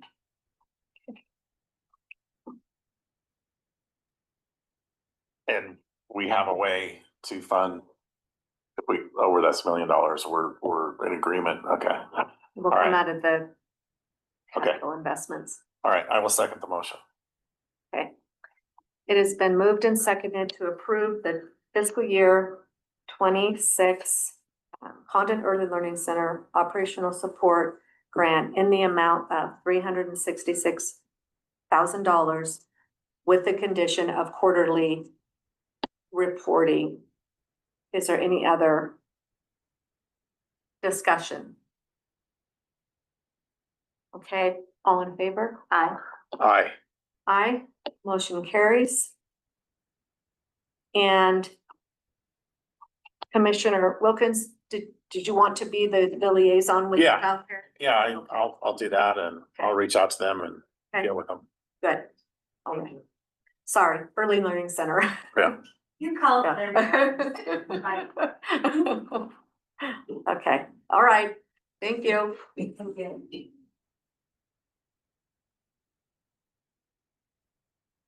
Okay, next on the agenda is consider approval of library director updated position description. That's just the one I missed last. Okay, just a formality. Talk about full-time Okay. position, I just missed getting Mhm. that one. Okay. Great. So the only thing that The only changed thing was that saying the changed was salary. being the salary, one FTE, and then the full portion, bottom portion of the positions. I move to approve the updated library director position description as presented. I'll second the motion. It's been approved to, excuse me, it's been moved and seconded to approve the updated library director position description. All in favor? Aye. Aye. Motion carries. Okay, consider adoption of resolution R 2025-10, declaring county vehicle as surplus. Ready? So which one is it? This is the 2000, I'm gonna let the sheriff speak. Can you talk a little bit about this? The 2011 Chevy Equinox. And I have an employee that's on accommodated, special accommodation due to pregnancy, and we couldn't have her in a patrol car. So that was the car assigned, and something wrong with it. And it's got 143,000 miles on it. We had the other car fixed for $1,100 or whatever. It's a older car, but a lot less miles. There's another car available, That's the one she's currently using. and that one is the Impala? Yes. Okay. So part of this too is that not this vehicle, but our victim's advocate had a car that was going to be surplus, so we just checked to see how much it would cost. The mileage was low. It didn't cost that much to fix it rather than buying another vehicle. So this is what hopefully will get us through this time of someone else needing a car for a bit of time, correct? Yes. Okay. Just got notice today that she will need that car. Looking up on YouTube. But it just came to date, till August 31st. Okay. All right. Right. Is there any discussion about the surplus vehicle? So we're ready to get You rid were of ready it. to get rid of it. Mhm. Yeah, well, No, I don't have. I'll move to adopt resolution R 2025-10, declaring county vehicle, the 2011 Chevron Equinox vehicle as surplus as presented. Second. Okay, it's been moved and seconded to adopt resolution R 2025-10, declaring a 2011 Chevy Equinox county vehicle as surplus. All in favor? Aye. Aye. Aye, motion carries. Okay, is there anything else for the good of the order? Nothing? I don't have anything. No, I think Daleen and I are gonna be meeting with gal from OHA to start going through some of the triennial review and the WIC stuff, so. Mhm. Okay. We have county college at the end of the month. I have asked for a potential opportunity to do something else because I may have a grandbaby coming during that time. So they're gonna let me make work up if I have to miss that, but I'm gonna register for it, I think, and plan on going. My grandchild is down to weekly appointments for finding out each week when she is having the baby, but she was in the hospital yesterday. But it's gonna be released this afternoon. So it's kind of this month where she's May be Eight, sooner than at later, 8 months now, so everything's safe, huh? maybe sooner than later. Hurts her blood pressure, so we'll see. But the plan is that she's induced July 3rd, the night of July 3rd, so we could have a 4th of July baby. So, yeah. We're working on contracts. We're working on the surplus list, for the grain lab. We are working on childcare, the grants, and that's been what the month has been, the last 2 weeks, I guess. Our audit's coming. Our audit, okay, Yes, that's this month. all right. We're way ahead of time. Our interim edit is the 26th, 27th, will be this month. Yeah, good. That's my update, you guys. Thank you. You're on it. Good. We are on it. Go ahead, Brian. I don't have anything. I have a couple things that I'm working on and. Okay, nothing to report. Nothing to Okay, report right now. So the Norcore passed its budget at, is it a 5% ask from the counties instead of the 10 we originally, I thought it was last I heard was 10. you know, Gary? I thought the budget meeting was. budget. We did, but Wasco and Hood River were only wanting to pay 5. yeah. I thought there was a meeting coming up this month on it. I don't know. To adopt it. That's what I. Oh, I didn't know if it passed out of budget committee last month or not. Okay, I will follow up. I'll find out very soon. one other thing I wanted to bring up is, evening meetings. Are either of you interested in implementing an evening meeting, like every other month, or, what are your thoughts on that? So that more of the public could attend. I definitely don't want to do it in the winter time. Okay. Summer is gonna be hard for me, Okay. All right. but driving back and forth in the dark after, yeah. Okay, you're not interested, okay. It Yeah, would give more public input, for the people. yeah, I can understand that, but I don't know. Okay, Are we gonna? think about it. I'm do just we have to springing ask it on you. staff to work after hours or? They can flex their time. I guess, there's, people attend that can, I get that, but I think also, the Zoom is also available too, but I City guess my first council- session, there's just so much, there's so many meetings already. Yeah. I just, Okay, I don't think city council lasts as long as some of our court, they don't have as Okay. much all right, at times, I don't think. thank you. Is there any other business? The meetings coming up, our next county court meeting, is June 18th in Arlington. And we have a July 8th. July 2nd or July 8th. strategic, and that's evening, right? Yep, so so county court, July 2nd would be Yeah. here, then the 8th is a strategic plan round table. Yes, so, all right. Thank you for everybody who attended, meeting's adjourned.